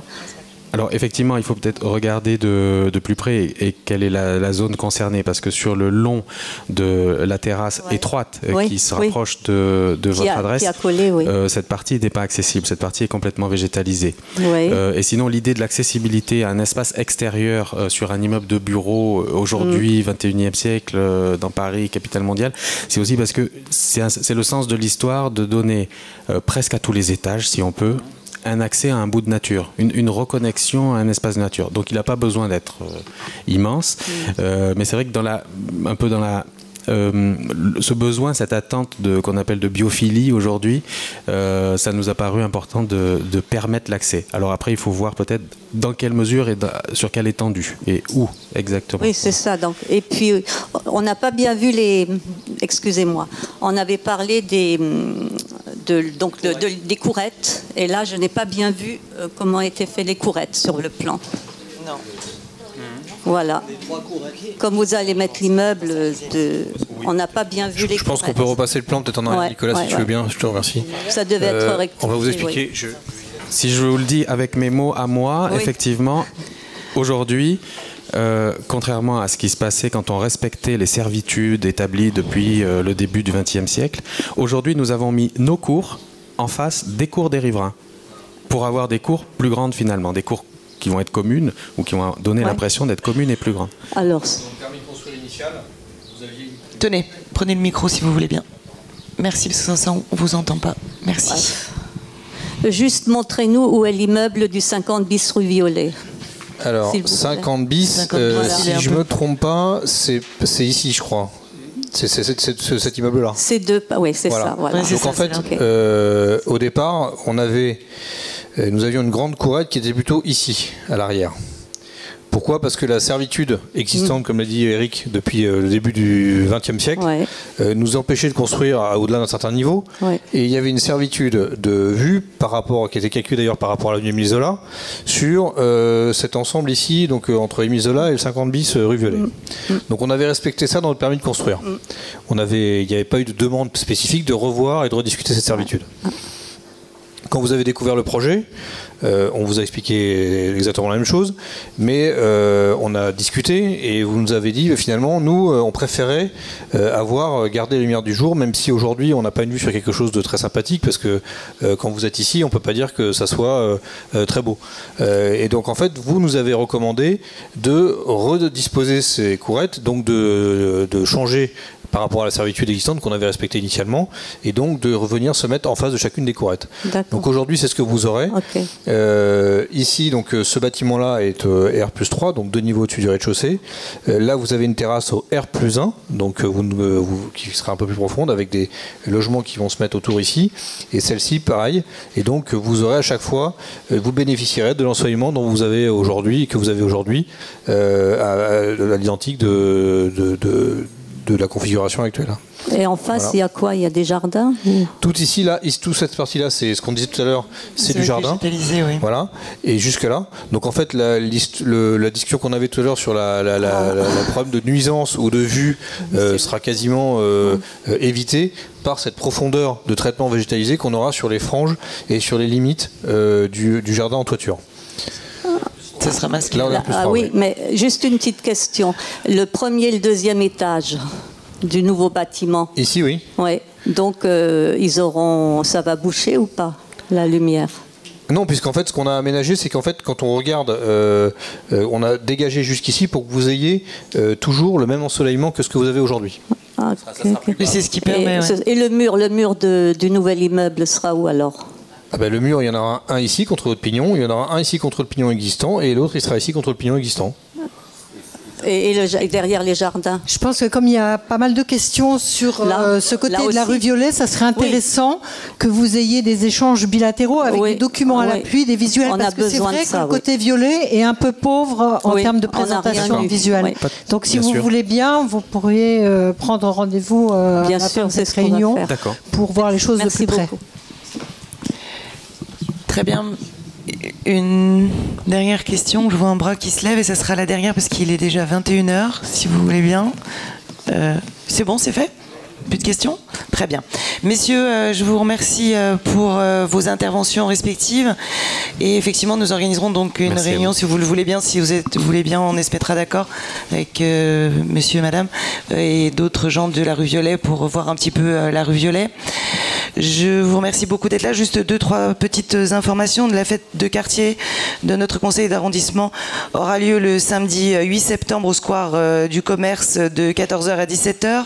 Ce week-end va avoir lieu la fête des familles de 10h à 18h sur le parvis de la mairie. Il y a également la brigade des sapeurs-pompiers qui organise samedi prochain à partir de 10h des portes ouvertes. Donc voilà quelques petites choses. Je voulais remercier, si vous voulez bien, j'ai terminé dans 2 secondes, Laurent Racapé qui est adjoint au maire et qui a eu la gentillesse de venir à ma réunion publique, et un petit clin d'œil particulier à madame Karine parce que c'est aujourd'hui son anniversaire et c'est très gentil d'avoir participé à ma réunion pour ton anniversaire. Je vous souhaite une très bonne fin de soirée et je vous dis à très bientôt.